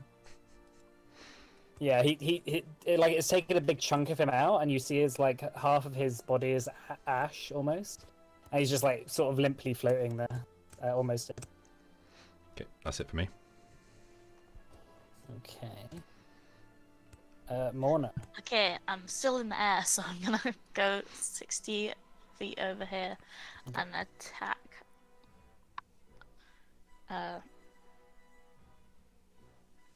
Okay, how would you like to kill him? Oh, I don't know. Rip off a tentacle. Okay, you rip off the tentacle in the center of his body. As you sort of are beating him to death and the life is leaving him, you see this sort of like mouth spurt out of his chest and just spit something that just flies off into the distance as his body just gets ripped away. There's this little pip that's just flying like really quite, like a few hundred feet, 200 feet, 300 feet as you're watching it. But the body dies. Right. Wow. Let's take a break, shall we? And we'll come back after that. Okay. Sure. All right. I'm sorry, Roxanne. The monster. Do you want to put us on? All right, thingy? yeah. See you in a bit, Russian spammers.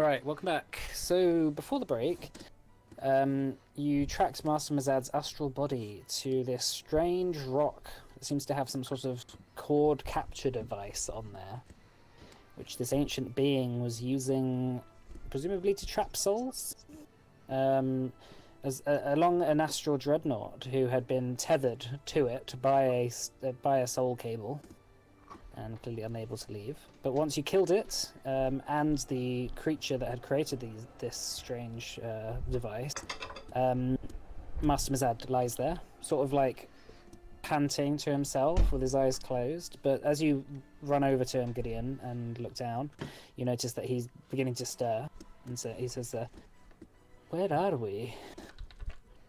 Astral plane, Master Mazad. If I may, Yeah, keep the we need to questions get- to a minimum. We need to. Yeah, let's get yeah. back right now. Chinook's gonna just like gesture everyone to get together. What about my cord? I was stuck. Oh, we'll bring you back. And then once everyone's together, yeah, Chinook will plane shift us Wait, back. hold on. Is his cord still connected to the machine? Yeah, his cord is still connected to it. Well, can we not plane shift him when he's in there? So you're still part of the astral projection spell. So plane shifting would move. You won't be moving your physical body. You have to cut the astral projection spell, which is what Marlin's using. Oh, okay. Can we destroy the golden thing? Can I try and dispel magic on the ball? Give it a try. Okay. Is that just make an intelligence check? Yeah. Okay. That's a 7. Let me have a go. Okay, you give it a try Gideon as well. does it. At level 5. I don't know if it'll make a difference. But... Make an intelligence check for me. Hold on. Do I have? Then you can add your proficiency to And my it. proficiency bonus. Yeah, that's right. Intellect check.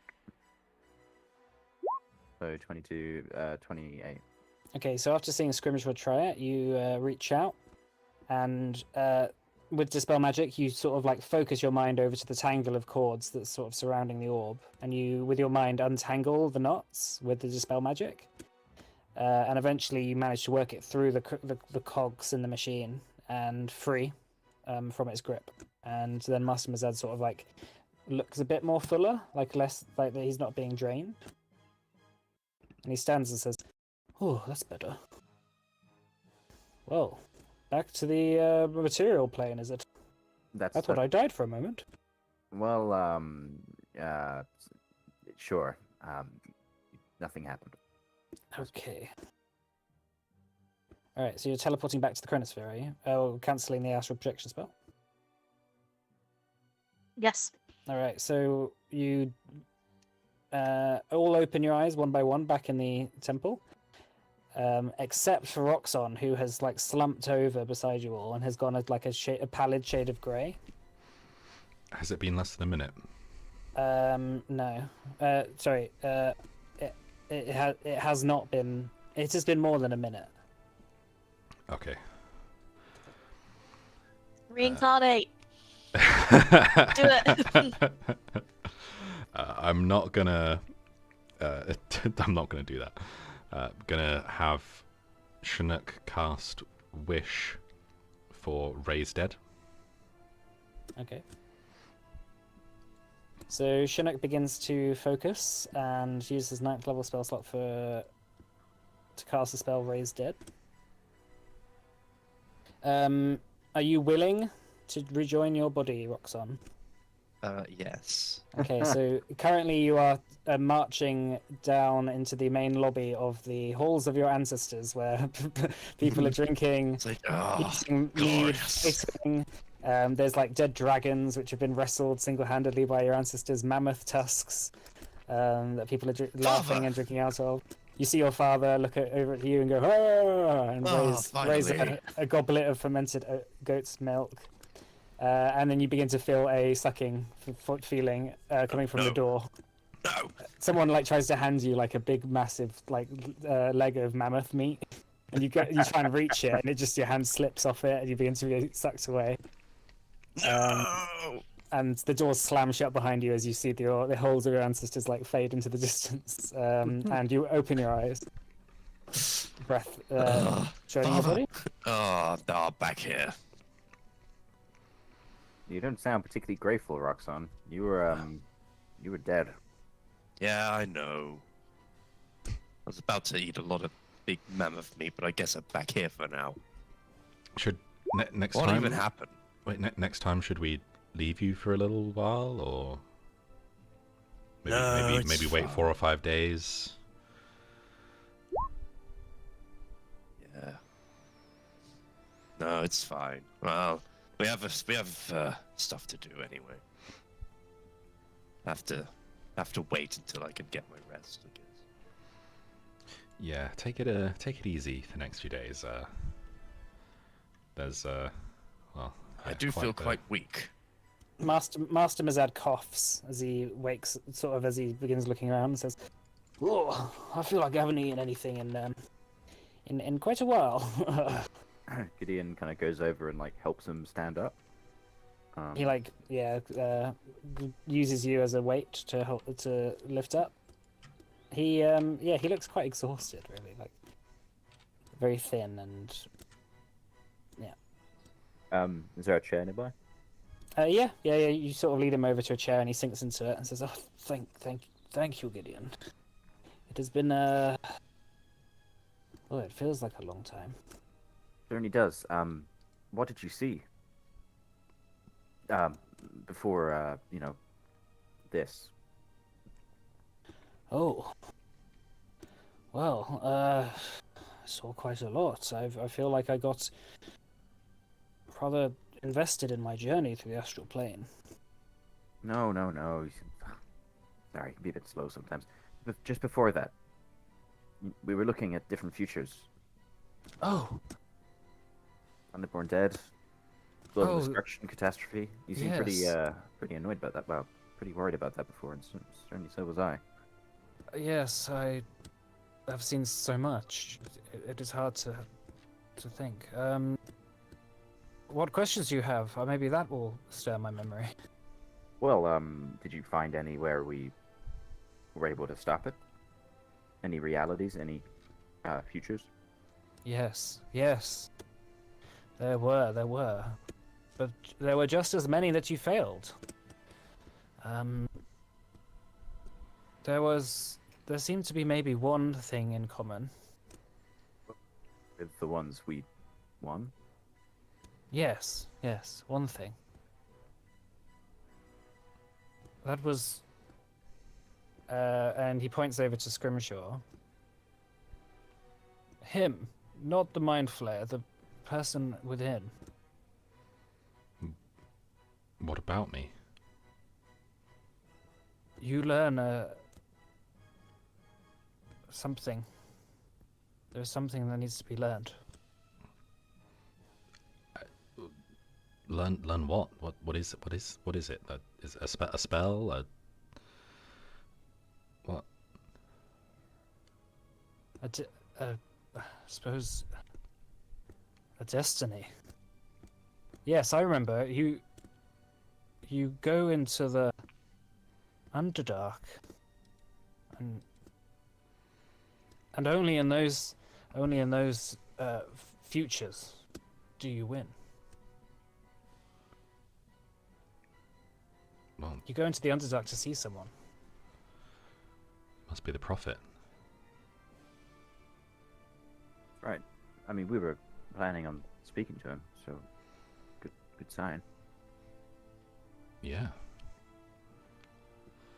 Was there anything else in those realities? Futures. Sorry. Yes.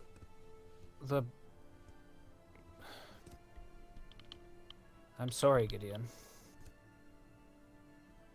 I don't know how to tell you this. I think your friends, your wizard friends, are in mortal danger.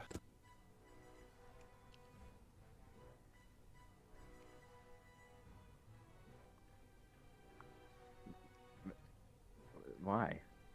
They're in Ashmunan, right? No, I mean the. Is it Aaron? Oh, Wait, is Aaron O'Leary. What, right now, or?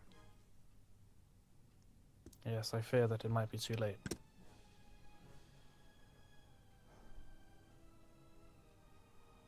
In that case, we should, I don't think we have a teleport route to where they are, right? Chinook, you have a device, right? Yes. Can- I, can- I, if we go to Aaron's tower, we might be able to work out where the coordinates are of where they were going. Sure, but I mean, I can tell you're really not 100% at the moment. Usually you're a bit loopy, and you seem too rational right now for your own good. So maybe you should have a rest and we can deal with this. Unless unless you really need to come. Based on those futures. Master Mazad says, well, I do need a rest, that's for sure. I am exhausted. I think maybe it's best I set up shop here, and once I've got a bit more of my memories back, I'll be able to help you a bit more. Excellent. Well, the Council of Orthaid is meeting in a few days' time. I'm sure any insights you can generate by then will be most appreciated. I will let you know. Brilliant. And But I can't quite place it. I just know that something happens. Something happens soon. All right. Well, thank you, and I'm really sorry that I didn't get to you sooner. No worries, my lad. I'm just happy that you got me at all. All right, guys. You heard him. We should probably get going. Well, we're pretty fairly beaten from that. Well, I can. So I can probably get us to that tower. Well, I guess do we head after them now, if we can, or do we go see the prophet and do this tomorrow? I don't know how much time we have. I think we need to see Aaron first, right? It sounds like go to the Underdark can be whenever. That's true. Yeah. All right. Should we head there now then? How hurt is everyone? Roxanne is pretty. I'm pretty fucked. Chinook is down all his high-level slots. I'm not gonna lie, I could do with a rest. Is there anyone else we can call on to help us? Maybe just on a short-term basis to help us with what we need to do. Has to be someone, right? I think those people have headed there. What about I don't know, Gothric or Wolfram? I don't know. I think this is on us.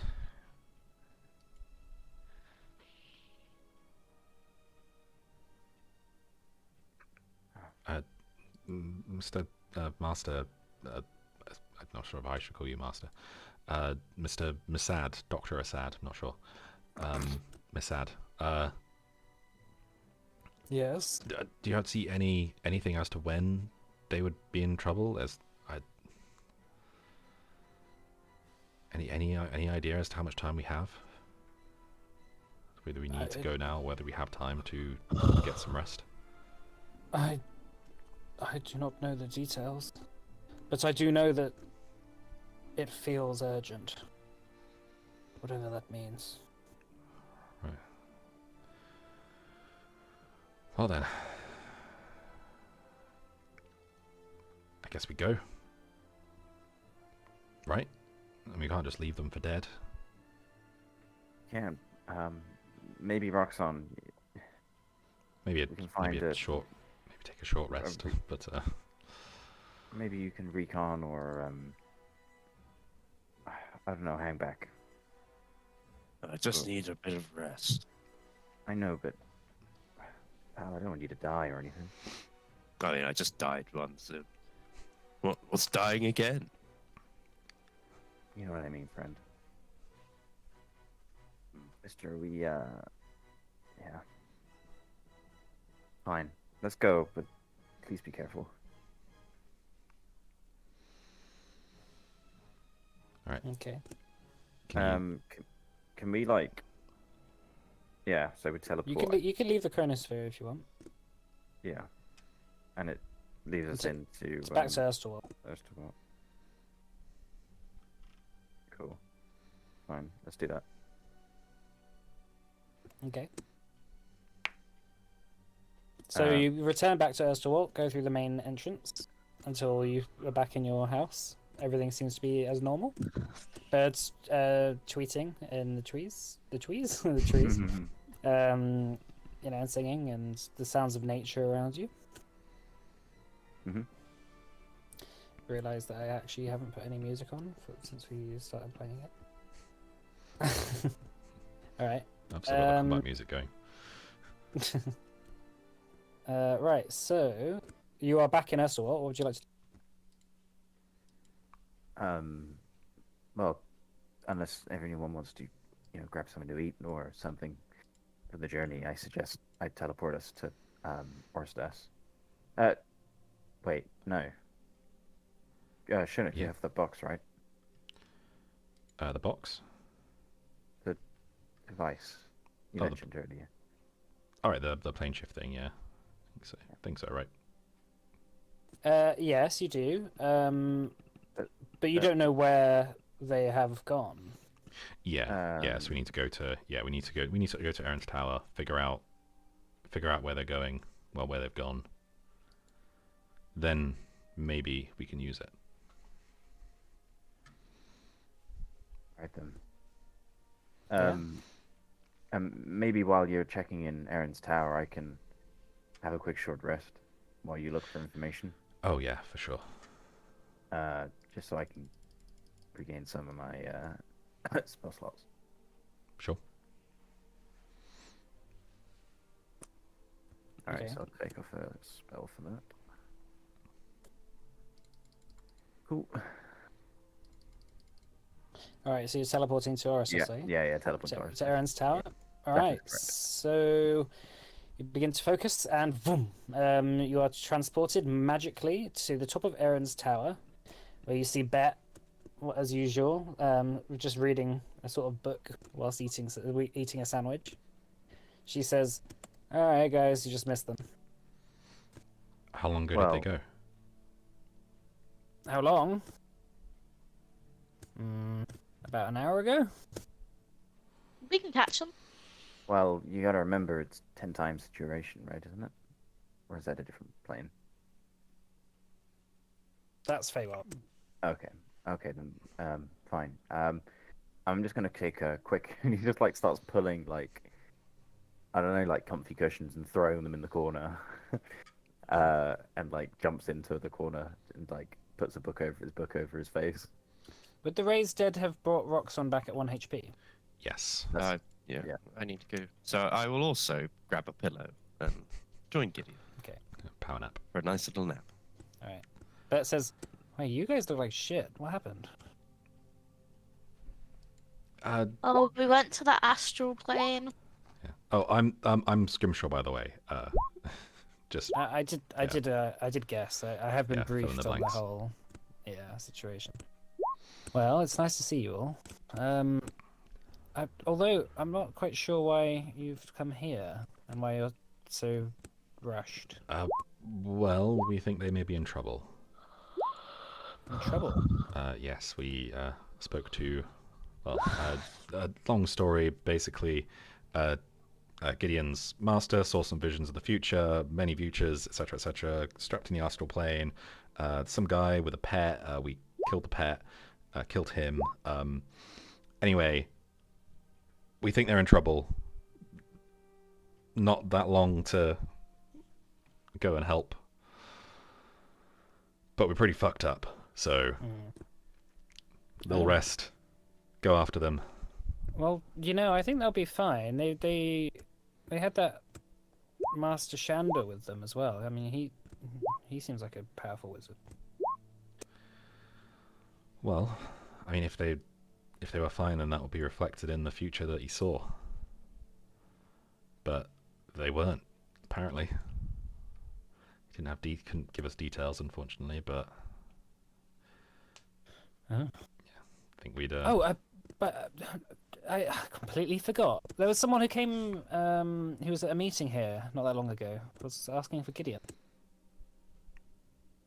I was told to give him a letter when I next saw him. So here you go, Gideon. Hands over a letter. Yeah. I'll look at this once I'm.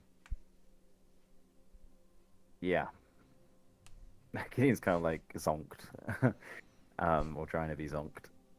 But he takes the letter and kind of like stuffs it in his book. Mhm. For once the rest is finished, have a look.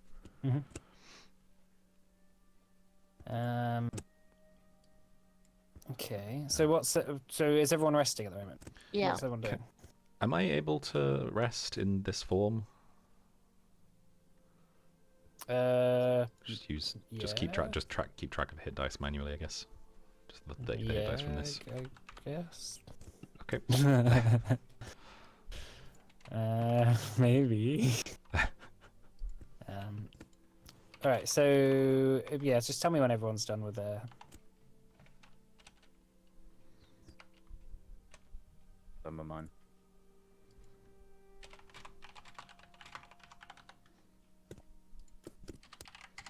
I'm done. Oh, Chinook's not.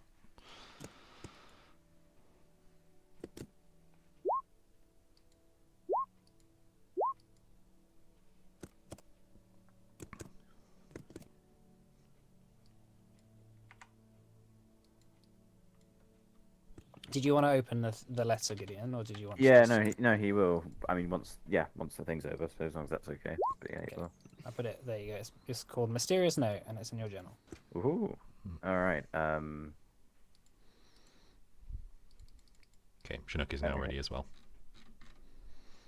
Gideon Okay, reads sure, the that's note. Hey, Eston Jafaris? He wants to discuss something with me. Just you? Well, it says just me, but I mean, You've never met him before, have you, Gideon? I met Eston Jafaris once, but last time I checked, he was locked away. You've never met Eston Jafaris. Wait, Eston Jafar. Oh, isn't Eston Jafaris? He's the one that was going to help us into Carnia. Oh, yeah. You were Gira then. Sorry, yeah. I thought it was yeah.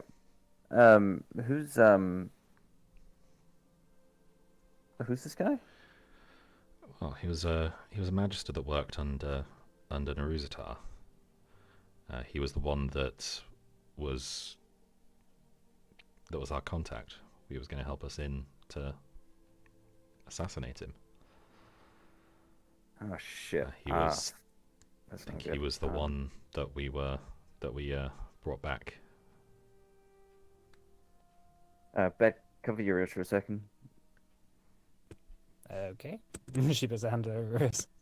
You know how I mentioned about this hand and the bell stuff? Wait, the bell? He points to his arm, the one with the gauntlet, but like above it where it was all kind of dead. Oh, right. You know how I said I was reading a bunch of books from Naruzatar? Right. I was in a dark place. I was reading about this tome that he wrote. It was anyway. I tracked it down in Exendur, and I tried to take it and its secrets. This was after I met Master Mazad. He the first time he caught me reading Naruzatar's text, he basically, he told me off. He said, usually you'd get expelled, right? Because these books would be held in the restricted section of the libraries. But he showed pity, and he basically said, "Be my apprentice, or I'll get you expelled." Basically, so I didn't have a choice but to follow timey-wimey rubbish at the time. I didn't really care for it much, but I tried to be good for a while. But the knowledge was just too interesting. It was too good, and after what happened with Merez back in Port Dalaran, and I couldn't resist. So I started reading Naruzatar again, and went off to find this tome in Exendur. I found the tome, and the second I touched it, it was a trap, effectively, and it started corrupting me. It started going up and up and up, and Master Mazad, he turned out he'd been following me. He knew what I was up to, and so he put me in stasis for a while, and while they figured out how to fit this gauntlet on to stop the flow. But the point I'm trying to make, outside of the obvious embarrassment that was my horrible mistake and hubris, is that I imagine S and Jafaris, or whatever's left of those guys, probably not too fond of me right now if I'm trying to steal their boss's magic. Well, I mean, he was, working to usurp Naruzatar. I don't think he's particularly fond of the guy. Oh, thank God for that. Oh, Yeah, that's a big relief. I really didn't need to tell you that guy. Yeah, I mean, he was that story then, to be honest. Yeah, he was our inside man. Oh, why do you think he? Well, I guess we don't know. Okay, well, fine. Maybe he just likes to befriend all the top wizards of the land. Maybe. I bet, and he kind of like waves his hands up and around. She takes hands off her. Thank you. I hope you got everything you wanted out. I'm really sorry that you probably very often have felt over the last few years like a kind of, I don't know if you have it in this world, but like a third wheel. No. We used to say it back in Bredia sometimes. It's when you go on a date with someone and then, there's like a third person that tags along who kind of feels a bit out of place, not quite right. I've never really felt like that. I get paid to do this job. That's true, actually. You very often are probably a third wheel and you don't even realize. Okay, well, fine. That doesn't sound like a compliment, Gideon. Well, what you wanted to sound like?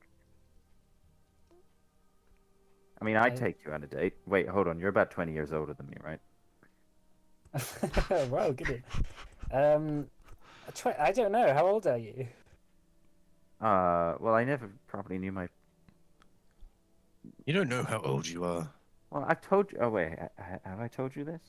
Maybe not you, I'm Roxanne. actually 42. Probably like, I don't know, 19, 20. Really late growth, but What? And you think I'm 20 years older than you, Gideon? That's not I'm the realizing best. I'm digging my hole even deeper now. I'm going to shut up. Yeah.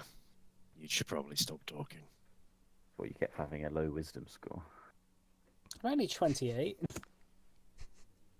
oh wow, that's really young. 28. That's really young. Hey, I I'm mean- I'm like 44, so I mean, I don't mean to be rude, but I mean, it'll all go by in a blink of an eye. We'll all be old and grey. We're basically already dead anyway. except for Scrimshaw, who's just going to live forever and outlive all of his friends. Yeah, screw him. Hey, I mean, and something could kill me, or the universe. run out the of universe. Tilestone. Yeah, the universe's supply of tilestones could run dry. Oh yeah, how is that going? Don't know. I mean, it'll happen eventually, right? I mean, like, is your current one okay? Mike. Seems to be fine. Yeah, it's Well, going. then going you'll be fine for now. Bet says, so what's your... So did you want to know where they went? Yes. Just looking around, like, what did they use? Do you happen to know, like, whether their star map or? Yeah, she stands up and goes over to the main table with a big galaxy star map on it.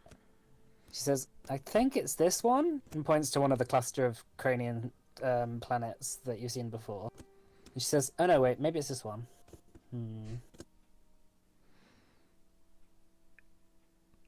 We don't want to go to the wrong planet. Well, we knew they were going to the temple that was not on the planet we were on. Yeah. Which one? Did she try and point at the one we were on originally? Make an intelligence check, Gideon. And Morna as well, because you got navigator's tools. Maybe that'll help.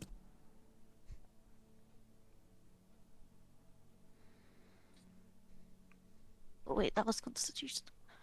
Oh, did I do Constitution? No, no, that was me. Oh.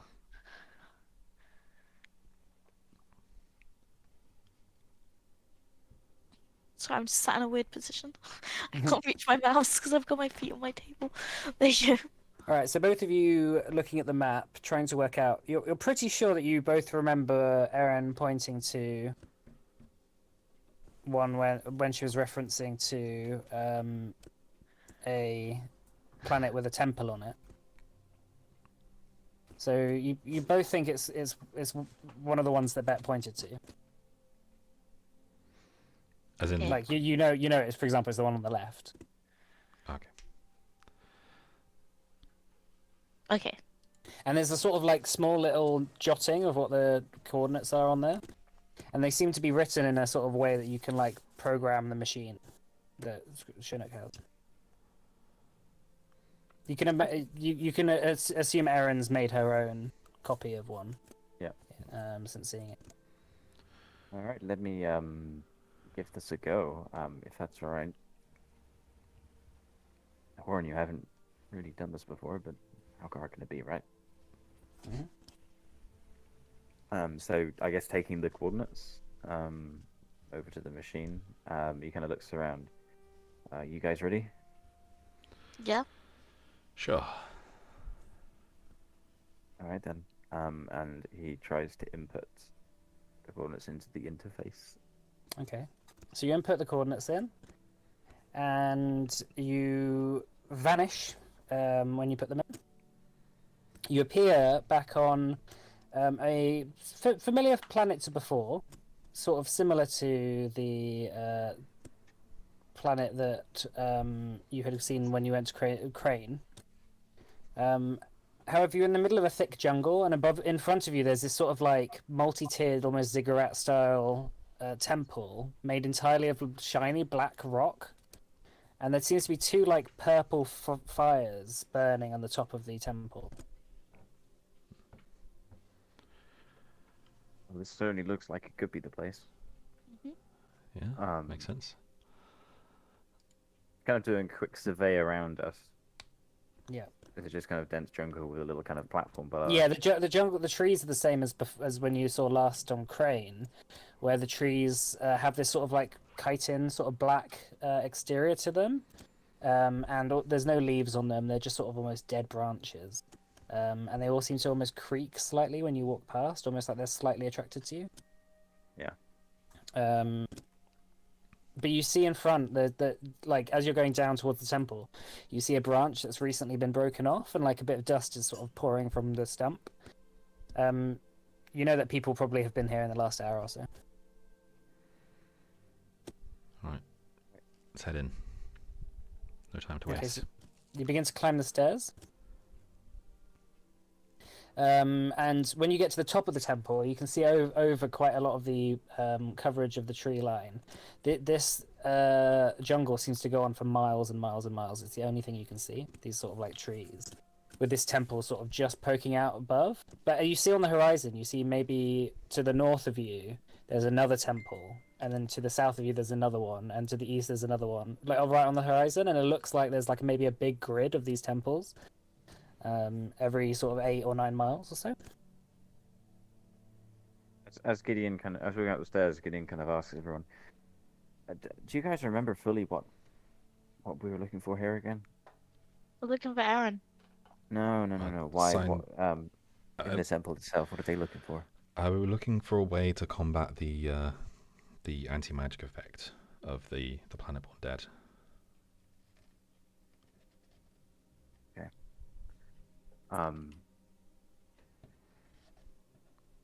Right, and this isn't where the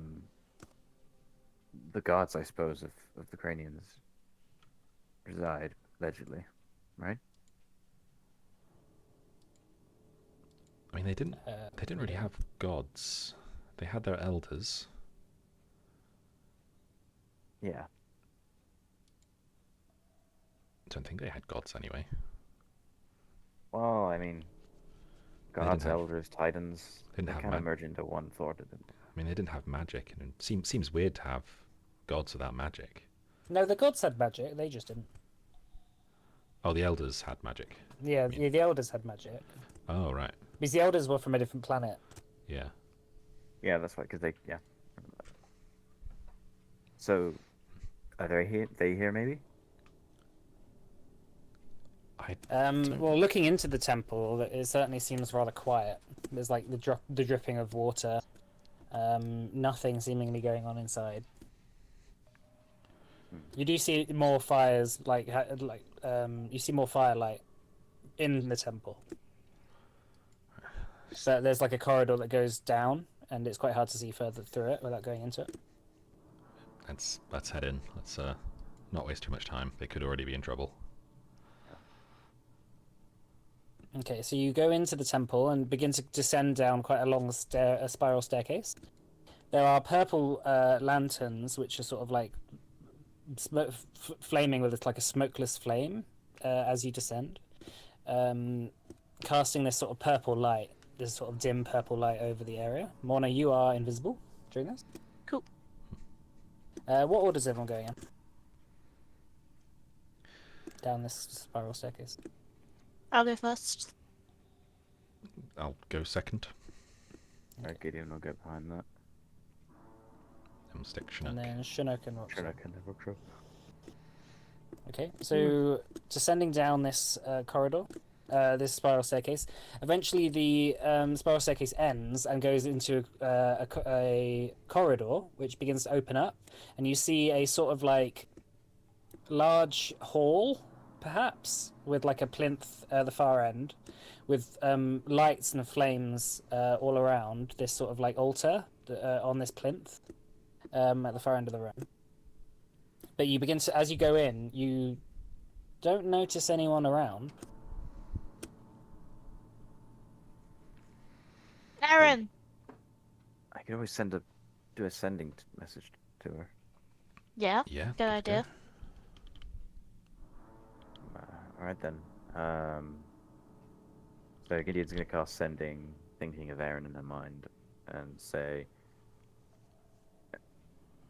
Aaron, I heard you might be in trouble.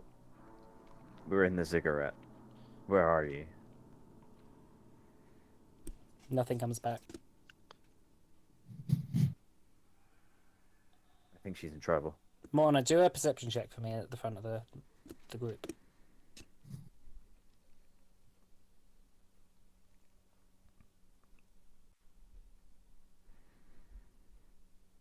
Did you hear me? Yeah, I did. Okay, cool. I've clicked it. Hmm. There you go. Okay. So you hear a faint like bzz, bzz, sound coming from where the altar is, maybe behind it, and you see like the occasional flashing of light coming from behind there. It seems like something's broken or like making some electrical sort of noise. The altar, there's something wrong with the altar. Go check it out. as you step up onto the main plinth, it sort of almost seems to overlook a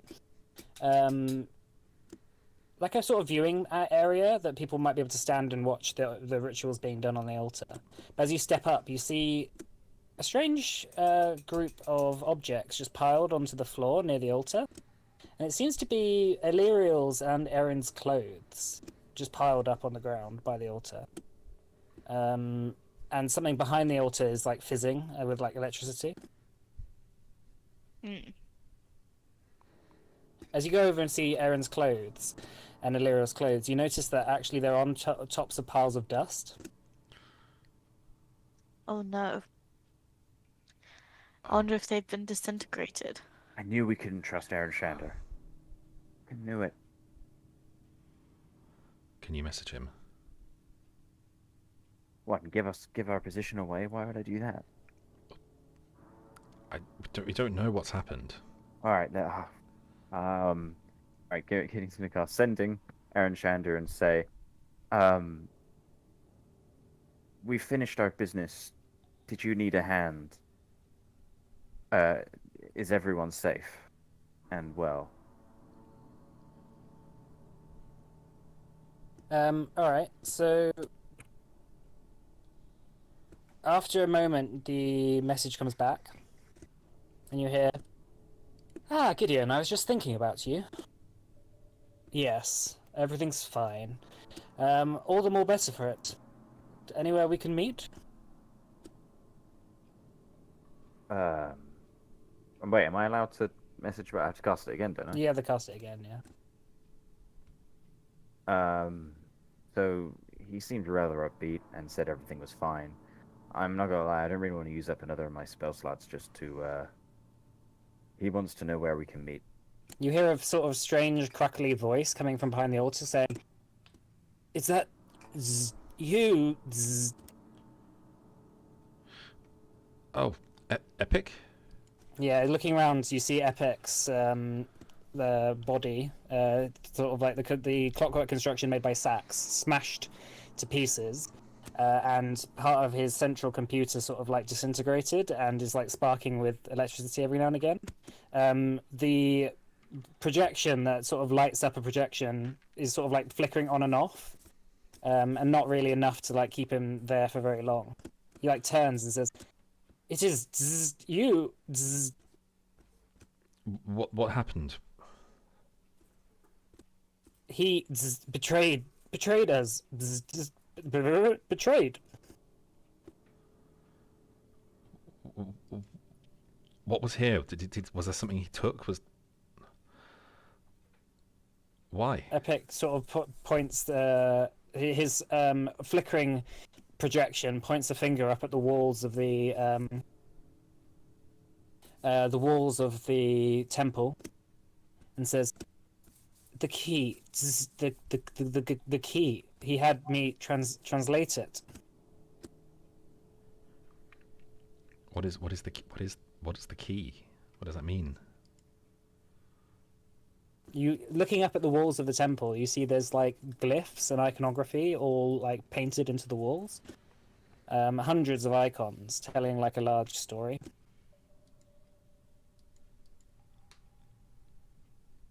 So what does it mean? What does it mean?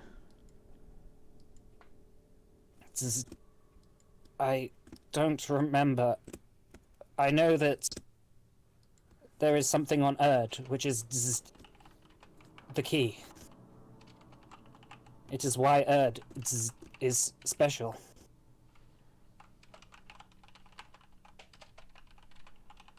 He is trying to find it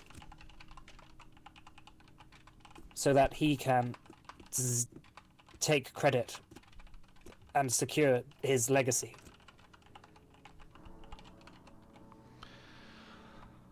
Shit.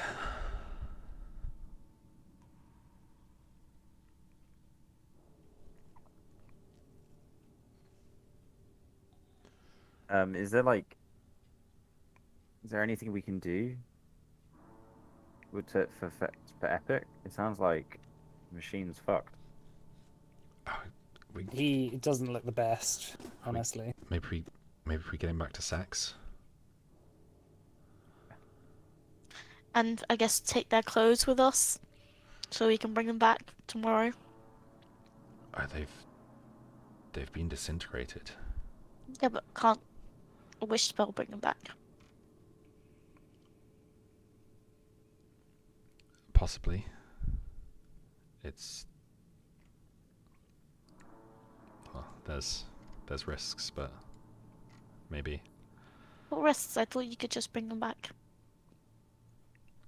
Well, it's true that a wish can bring them back, but only through a wish, not through replicating another spell. Oh, What about True Resurrect? That could work. Unfortunately, But do we have time? the only person we know that that can cast that is Illyriel. can't Chinook cast it? The wish spell. No, No, it's- because it's level 9. Yeah, can only It has to be cast. level 8 or Oh. lower. Yeah, yeah. It'd be kind of OP if you could just cast other 9th level spells. Yeah. like- Otherwise, why It's like, take "Hmm, anything would other than I- wish? yeah, should I take should I take Meteor Swarm or Wish, and then wish for a Meteor Swarm? Yeah. Yeah, that's the issue. They've been disintegrated. Oh, Gideon like slumps up against the altar and just kind of looks down, like really crestfallen, defeated, and kind of brings his like knees up to his elbows and kind of sobs quietly. This is okay. This is Gideon. It's okay. You see Epic sort of like half smashed and dying next to you. He sort of like half like limply moves one of his metal claws towards you, almost like a sort of show of affection, show of like caring. We So all sorry. die someday. Man, this is fucking sad. But it shouldn't have to be that way. Oh, I'm so sorry, Epic. I should have seen it. I should never have trusted him.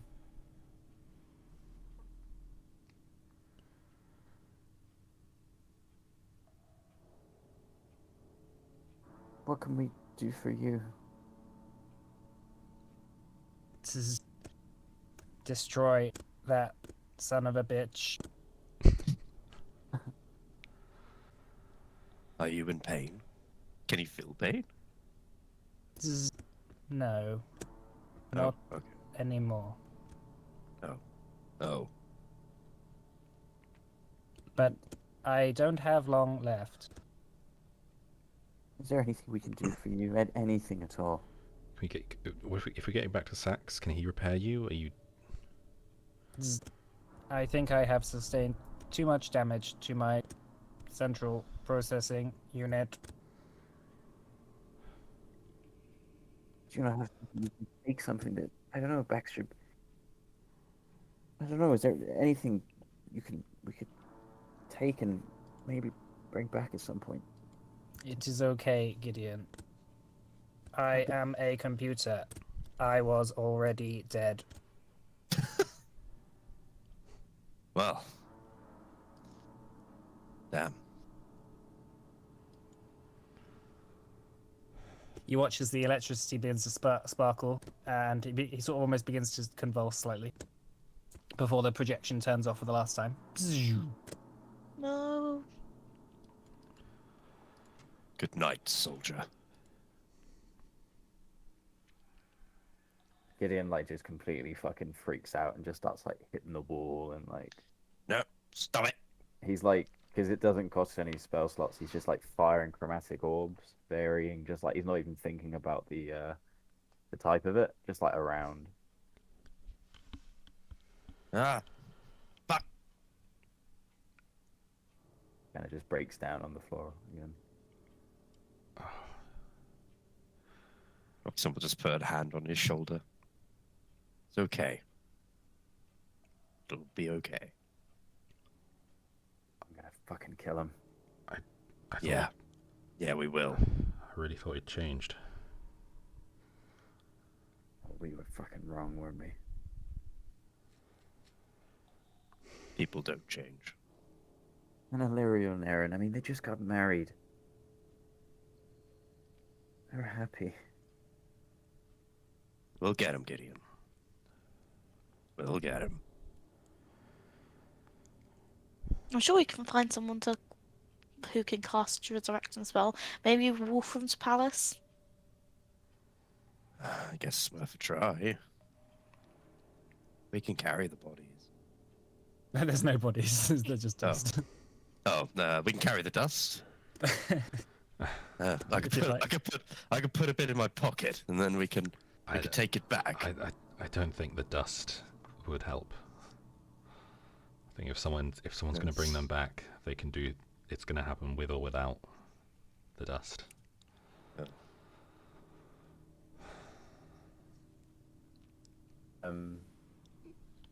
How much like refuse of Epic is there?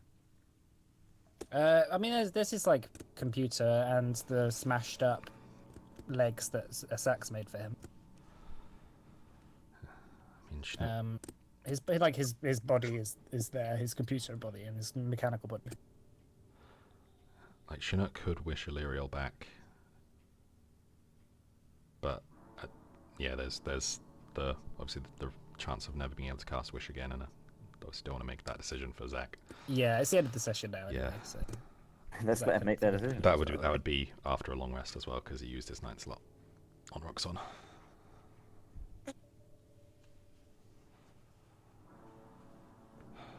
Well, is there anything else? Is there anything here to get, or do we just head back? There's the writing on the walls. If you could Yeah. somehow magically translate it. Yeah, I just don't think. I'll write it down. Yeah, There's a lot of it. You might be Oh, right. at that for a long time.